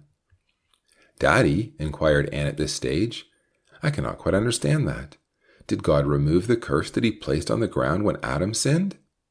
No, Anne, the ground still brings forth thorns and thistles, as our garden outside only too well shows. Well, it says that God will not again curse the ground any more. Surely that must mean the curse was removed. The words really mean that God will never again curse the ground to the same extent as he did in the days of Noah. The Hebrew words rendered not again can be rendered not add to curse the earth. The statement then means that God will not add to the curse imposed at the beginning that we read of in Genesis 3 verse 19, to destroy all living thing as he had done in the days of Noah. God's purpose is to fill the earth with his glory, Numbers 14:21, and not destroy it, although the wickedness of man causes him to punish them. How will he fill the earth with his glory? Can you tell me? Yes, replied Peter, by sending Jesus Christ to the earth to set up his kingdom. That's right, answered Mr. Phillips. That is God's great covenant with mankind, and the reason why the earth will never be subject to a greater punishment than the flood. And so God instructed Noah. He made a new start with him. Noah took the place of Adam. His children were to fill the earth, but God warned him against allowing them to fill the earth with violence, and told him that if any of his descendants dared to shed blood as those before the flood had done, their blood likewise should be shed. God then gave Noah a token by which he would remember the great covenant that he had established between himself and his creation. You know, of course, what it was. It was the rainbow, wasn't it? Asked Joan. Yes, that is right. Why should God use a rainbow for that purpose? Asked Peter. God could hardly have given a better sign, remarked Mr. Phillips. A rainbow is formed by the sun shining on falling rain. There are 7 colors in a rainbow, which is the perfect number. When these 7 colors are combined together, they make the pure light of the sun, which is used in the Bible as the symbol of purity. The Bible likens Jesus to the Son of Righteousness, Malachi 4 verse 1, and in terms of the faithful, a cloud of witnesses, Hebrews 12 verse 1. When these faithful ones are all gathered together, as they will be at Christ's return, there will be seen in them the reflection of their leader. Similarly, there is seen in the rainbow in the sky the reflection of the sun. Thus the rainbow shining in the sky is the sign God set before Noah and which taught him, and teaches us, that one day Jesus Christ will rule in the political heavens with his brethren, and peace will be enjoyed by all people. The flood also represents baptism, doesn't it? Asked Graham. Yes. In 1 Peter 3 verses 20 and 21, the apostle shows that the flood was a figure of baptism. So in this we have another important lesson. Noah was saved from the terrible storm by the ark that God provided. Likewise, we can be saved from the terrible trouble that is today growing in the nations by baptism into Jesus Christ. He is the ark of refuge, which alone is able to ride the storm that is coming. In fact, Noah's time is typical of our days. Perhaps Joan will read Matthew 24 verse 37 for us. Joan found the place and read, As the days of Noah were, so shall also the coming of the Son of Man be. You see, continued Mr. Phillips, as the people were selfish and indifferent to God in Noah's day, so it is today. As violence filled the earth then, so it does now, as men prepare their terrible weapons for war. As they laughed at Noah because of his message, so many people today laugh at the teaching concerning the coming of Jesus Christ. But as the people of Noah's time were punished, so it will be with many today. Though God will not destroy all the earth as he did then, he will punish mankind to teach the people righteousness. For as Isaiah foretold, When thy judgments are in the earth, the inhabitants of the world will learn righteousness. Isaiah 26 verse 9. Thus the lesson of Noah reaches to our times. But it's getting late. I think the girls, at least, should be off to bed. Just a moment, Dad, said Graham. Is there any significance in the raven and the dove? Yes, I believe there is, replied his father. The raven is an unclean bird, and thus a type of the Gentiles. It wandered over the troubled waters and was never seen again, for it never returned to the ark. The dove, on the other hand, was a clean bird, and became a symbol of Israel. You can see that in Psalm 74 verse 19 and Hosea 7 verse 11. It too wandered over the troubled waters without a place to rest until it returned to the refuge of the ark. And I believe that in recording this, God was revealing in type the future of Israel, even though there were no Jews living then. During the long centuries, Israel, like the dove, has wandered up and down the troubled sea of nations without rest, and it will find none until it returns to the ark of refuge, as Jesus told the people 1900 years ago. When this happens, it will be the sign that true peace has come to the earth. Now, let me sum up what we read tonight. We have seen how God punished a disobedient world, how many people who believed on him were so influenced by wickedness that they drifted from him, and how, after the cleansing waters of the flood had destroyed the wicked, peace came to those that remained. "If Sheila were here, Daddy, she would want to know if the story is true," remarked Anne. "Well, we could put her mind at rest there," declared her father. "For in that same book we showed her the other night, there is an article showing how a notable scientist found evidences of the flood. He photographed these, and they also are to be seen in that book." Once again, the Phillips family was gathered around the Bible, discussing the Bible readings for the day. This had taken them into the time following the flood, and Peter had asked them in what way it represented baptism. "Well, what is baptism?" asked Mr. Phillips in reply. "Complete immersion in water," said Anne. "That's true, and that is one feature of the subject. The world was completely immersed in water. Now, what is baptism for?" "It's for the remission of sins." "True. And in the same way, the old sinful world before the flood was destroyed, and so the new world that rose had all its sins washed away." "Baptism represents death, burial, and resurrection," remarked Graham. "Yes, when a person is baptized, he dies to his previous way of life. He is buried beneath the water, and when he again rises from it, he does so to a newness of life. And this is what happened at the flood. The previous generation was destroyed, and when Noah stepped from the ark, the world had made a new start. But it didn't exist like that for long. As we have read tonight, after the flood, people drifted from God once again. They are like those who are baptized and commence well, but afterwards return to their old habits of sin. From Shem, Ham, and Japheth, the 3 sons of Noah, came all the peoples of the earth. From Shem came the peoples of the Middle East, principally the Israelites. From Ham came the dark races, and from Japheth came the white people of Europe. "Does science support that?" asked Graham. "I'm not very interested in what science supports.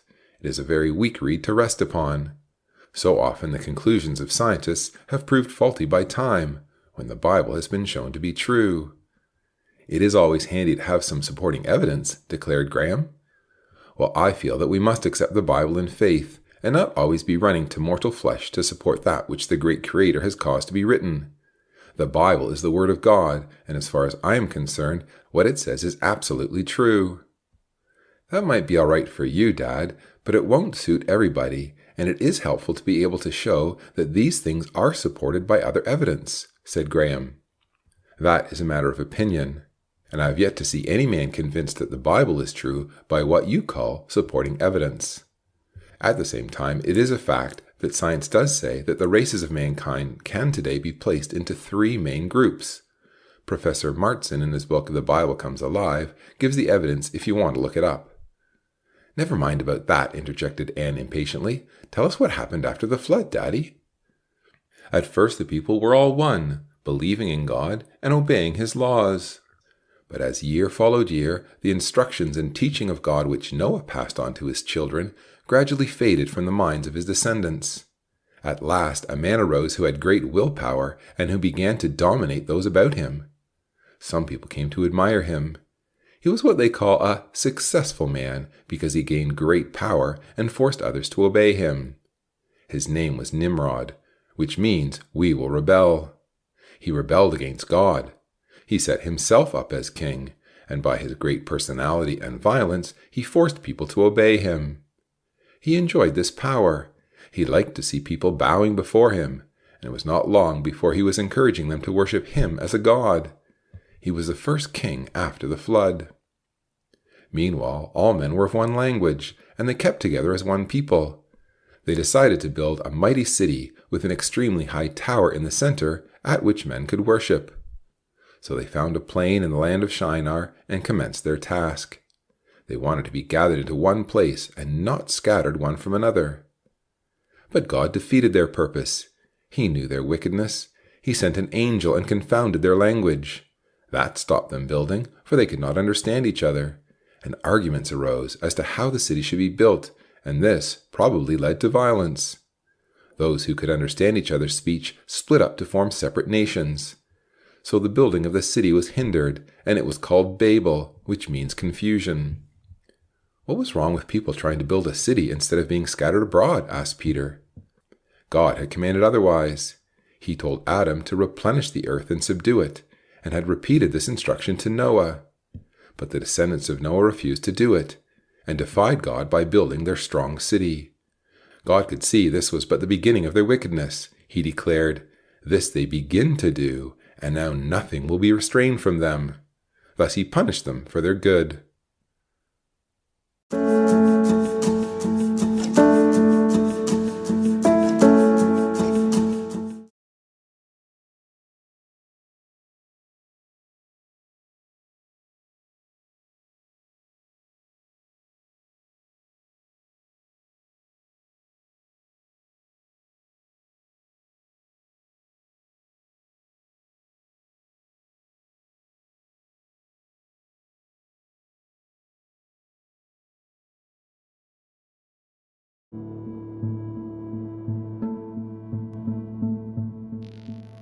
Thank you for joining us. We hope you found the episode helpful. Don't forget, most of these episodes are also available as videos on our video channel, cdvideo.org. So head over and take a look. If you have any comments or questions or suggestions, please get in touch or leave us a voice message. We love to hear your feedback. You can email us at btf@cdvideo.org. If you enjoyed the episode, then please share it with others. Until next time, may God bless you in your studies and your walk towards God's kingdom. Amen.